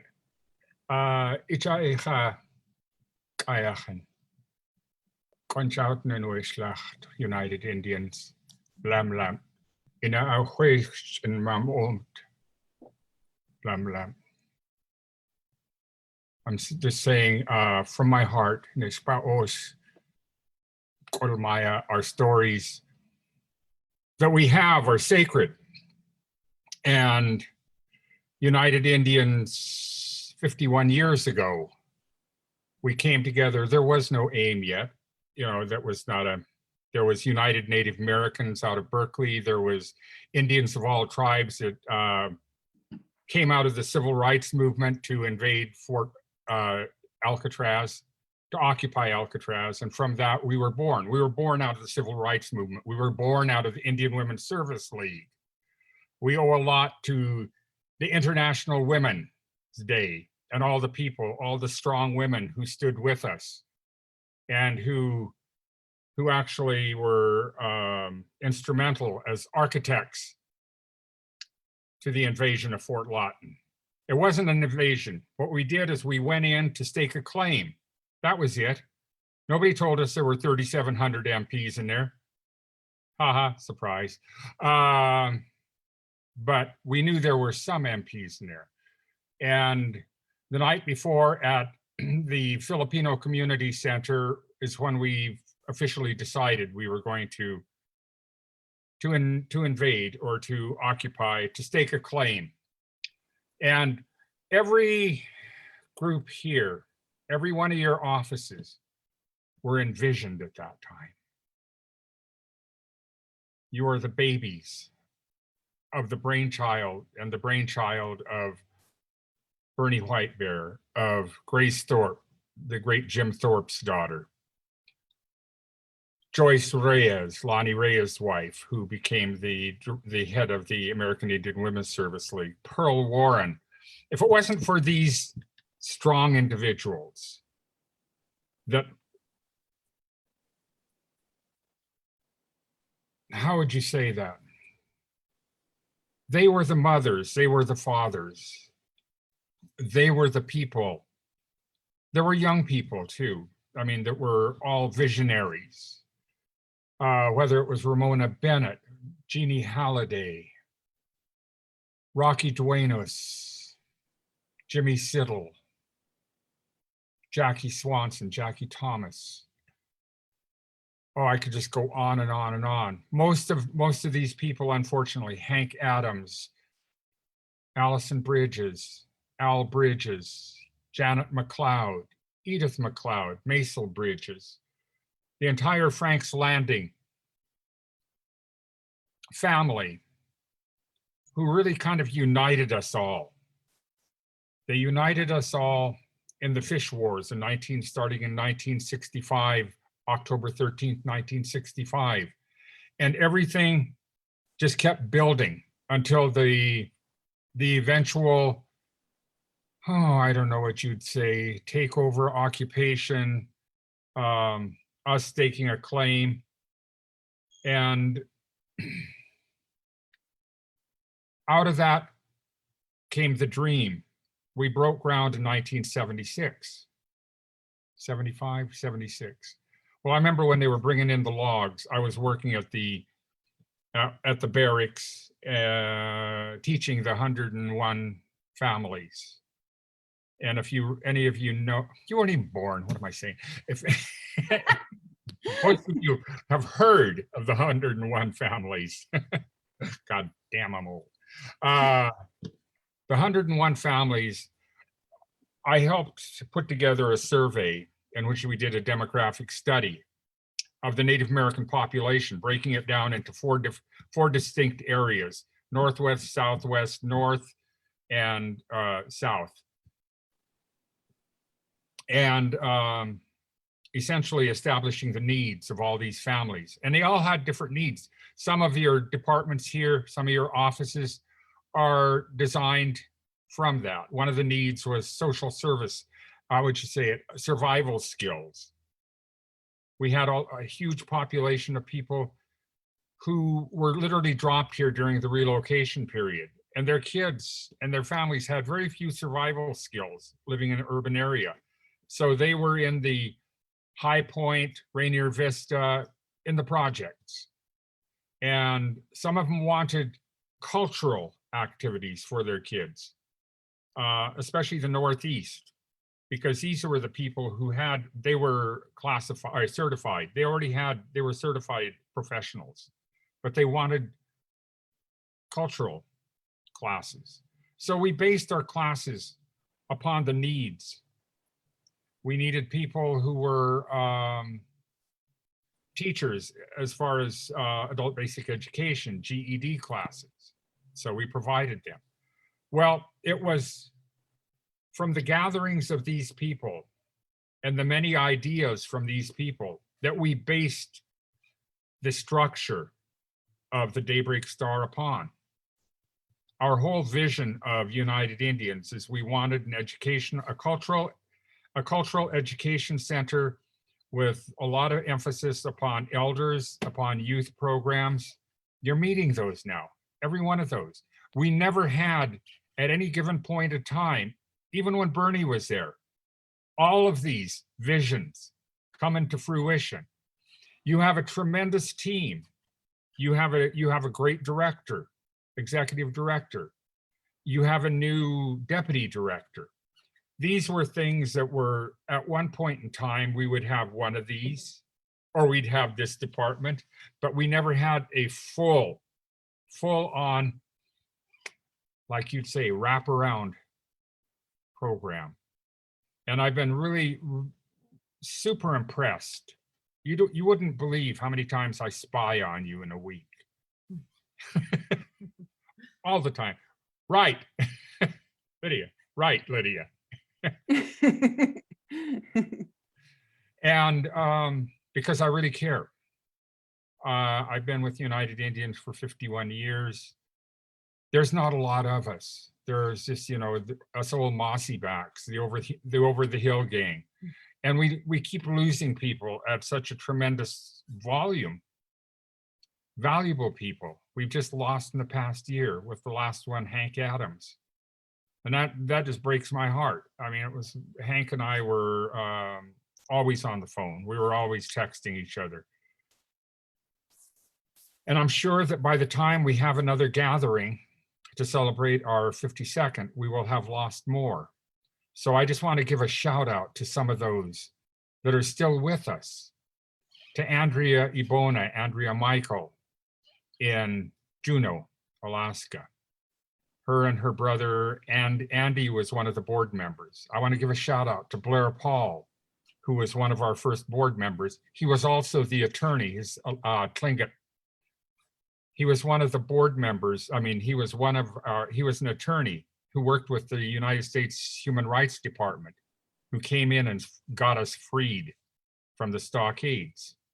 Blair lives over on Whidbey Island. There are a few, Sid Mills, Suzette Mills from Frank's Landing, that are still with us. There is the Lonnie Reyes, who we planned so much. Lonnie was one of the architects for the Daybreak Star. He's the one who compiled a lot of the vision, the feelings that people had. I mean, we had Cliff Jackson and Jerry Arai, but without the cultural sensitivity that Lonnie brought to that table, you wouldn't have the Daybreak Star. I got to, you know, I would like to thank all the artists who contributed to the Daybreak Star. Do you know that when we built the Daybreak Star for $967,000, the TC Cannon is worth more than that now. Pieces of art hanging there actually are worth more than the entire structure cost to build. And we built it through donations, through contributions. We built it through, I wouldn't say salmon bakes and spaghetti feeds, but pretty close. We are sadly missing the things that bind us there. We're missing the Haida heritage dancing, awa. And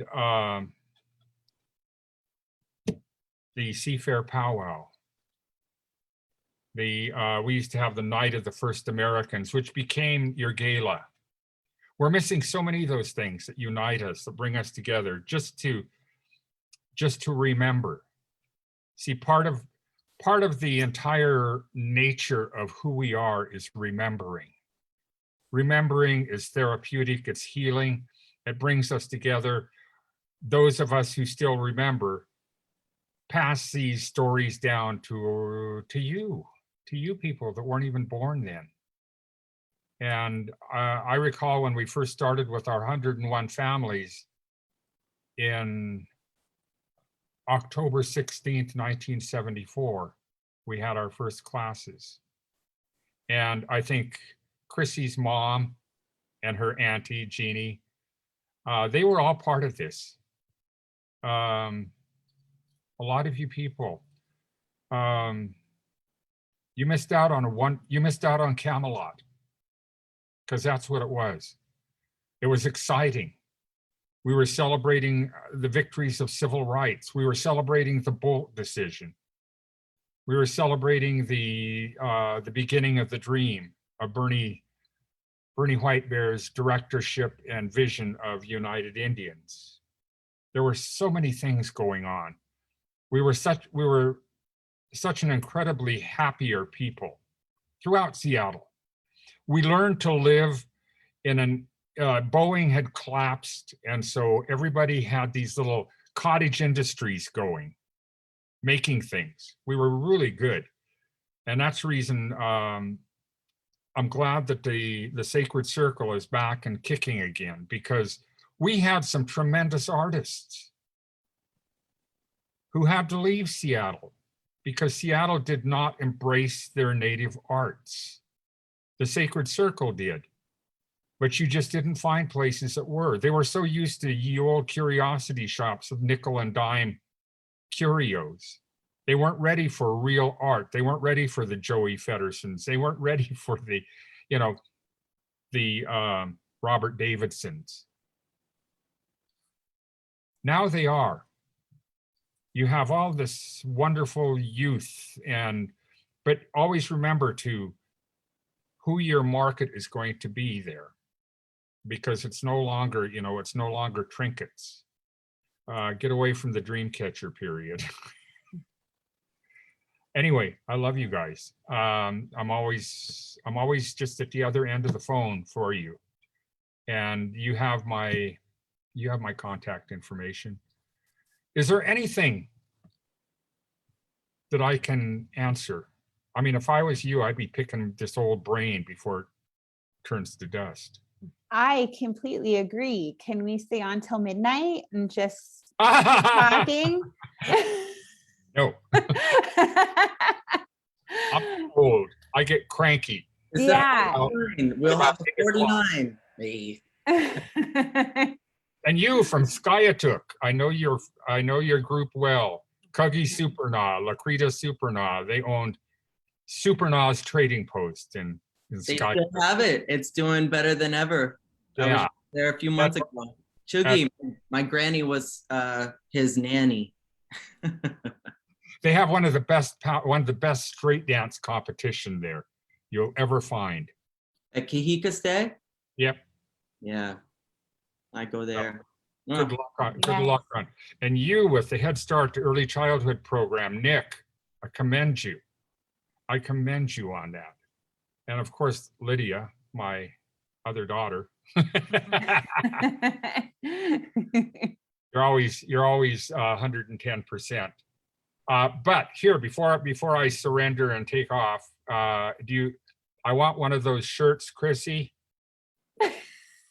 And I was already lined up to get one of those last summer. And so I need the sweatshirt, the extra jump. Yeah, there it is. Yeah, put your boots up there. Let me see that. Okay, there we go. So I deserve one. I need one before I die. Okay, Awesome. I'll send you one. All right, Toy, did you want to say something, Uncle I was Randy? gonna say, Randy, I miss you at that salmon booth. Oh, I miss you. I miss you guys. You guys, you know, that's part of it's a ritual. You know, I've been doing it for so long. I permanently smelled like salmon for a year after I moved to Wenatchee. So all of us did. You know, Lydia and I joined the salmon booth early on, I should say, when we joined United Indians, and then you made it easy. You made it easier for us. It was, you know, the hustle and bustle, and you were there, so I thought you made it fantastic. You made my day from sunrise to midnight. Well, after you've done it for 30 years. No, it's been a pleasure to be a part of United Indians, to be a part of the board, to see the ebb, the flow, but the continuation of this dream. You know, we've had some wonderful people walk through that door. I mean, some really incredible people, be they politicians running for the presidency, to actors, actresses. Never let anybody tell you that Jane Fonda wasn't an important factor there. She brought the media to us.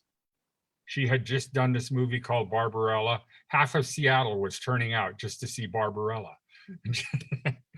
And then you had Will Sampson, you had Chief Dan George, you had all of these wonderful people coming through that door, hearing about when we opened the doors for the Daybreak Star, It was the first of its kind in the nation. You know, since then, we've been eclipsed by, you know, tribal museums because of casino monies, but we were the first. And to this day, we still house the best art. So you guys, I don't know about that dumbwaiter you put in though. Oh, your elevator. Yeah, that's right. Well, we appreciate you, Randy, and I love you. The short time that I've got to know you, like I said, you made our salmon booth days. And aside from that, you've made our days go by like they were 2 hours when it was really almost 24 hours. So.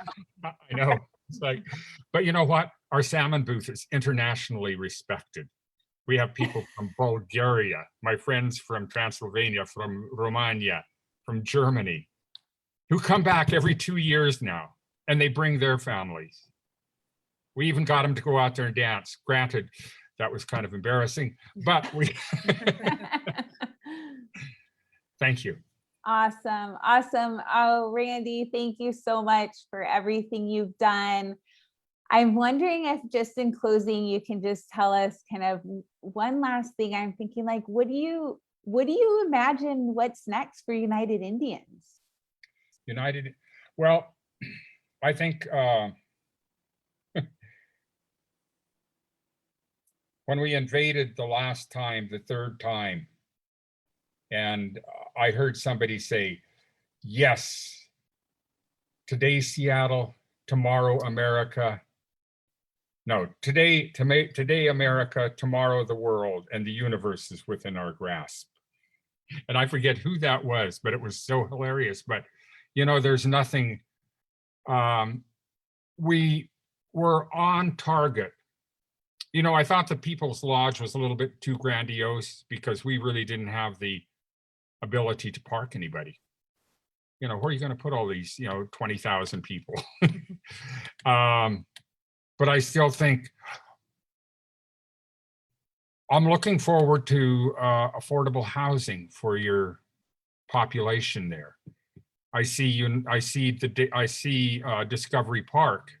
You know, you guys have got the $1 billion view. And that would be the greatest feather in the war bonnet. That would be the greatest coup if you could get an affordable housing section out there. And it's something that we had dreamed of 50 years ago. We do have the, you know, the health center now, and I love where it's located, the Leschi Center and the Pearl Warren building and the dreams of what that's got to, you know, is going to produce. I think the Seattle Indian Commission is a great, great asset to your community. I'm glad that we've all been a participant within that. And United Indians and the Indian Women's Service League have been the, how would you say that? They are the, excuse me, I got COVID brain. I've gone through COVID and shingles and everything else in the past few weeks. But they are the parents of all of these. Labatea is just wonderful. You know, you start thinking about the Elders Program, Labatea, the different institutions and organizations that have come up that have been designed to service the Indian community. And for years we hosted the Ravens Feast, but now they have their own center. So you're on target. You're on target. You've got a wonderful and giving leadership. Just remember that your funding no longer comes from the feds. Your funding no longer comes from the state. Start looking at the private sector. That's where the real money and that's where the real strength is. So go for it. I don't know what more I can say. I think it's just it's been a nice 51 years. I hope I'm around for the next 51 years. Oh, it's like Mummy Roadshow. You just wheel me out. Oh, thank you, Randy. Thank you for everything. Thank you for being here with us. We so appreciate any chance we get with you. and we'll be together soon. Thank you. Awesome. Awesome. Yes. Yes. That's Tish. All right. Okay, everyone, we're going to do one final raffle. Thank you for sticking with us for so long. We have our final raffle items tonight. We'll bring up our wheel of names. We have the fourth and final bandana. And then we have another beautiful woven blanket. This one is lovebirds. Let's see if we have, you can kind of see that there, more or less. It's amazing. It's cozy. So let's bring up our wheel of names and see who our final raffle winner is. Randy's crossing his fingers for this one.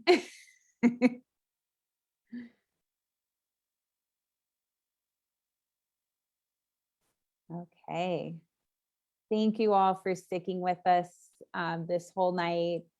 It was such an amazing evening to honor United Indians history and our current staff and programming out there. Okay. So, is this our winner? We missed okay.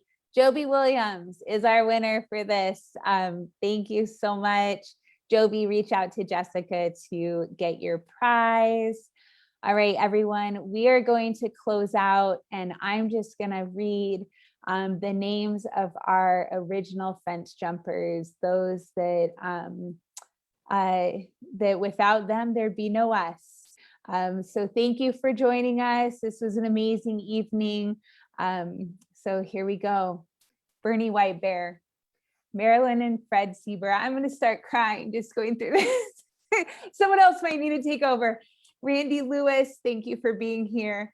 Rob and Susie Sadicum, Glenn Eagle Speaker, Myron Ron Gibbs, Suzette Mills, Tiff Nichols, Allison Godfriedson, Gary and Beverly Beaver, Fred and Sandy Lane, Jim, Jeannie, Lauren and Jeff Holiday, Lee Piper, Dale Renning Bear, Hank Adams, Maisel Bridges, Liz Thorpe, Rock and Judy Duenas, Frank and Sunny Mosquito, John Vigil, David Leach, Big Sid Mills, Gary Gray, Sunny and Arthur Wing, Bobby and Marlon George, Ella Aquino and her grandson, Richard Oakes, Leonard Peltier, Robert Free, Herbie Butler, John, Geneva and Glenna and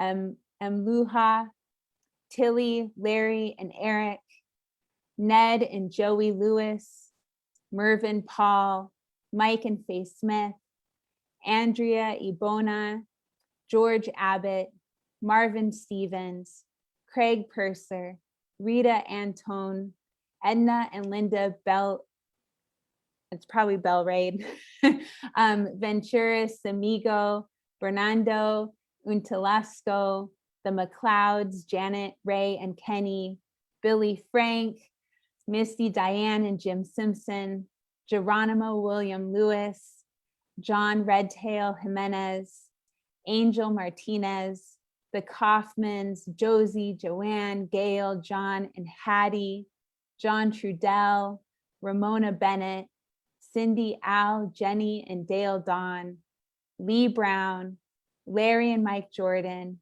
Rita Antone, Pam Perez, I love you, Pam, Mike and Faye Smith, George Abbott, Carmelita Florendo, Lola Buxton, Vernon Wahobin, Jerry Larkin Ambers, Charlie Cambridge, Dr. Johnny Bear Cub, Robert Morning Gun, Abe Johnny, we love you, Abe, and Blair Paul.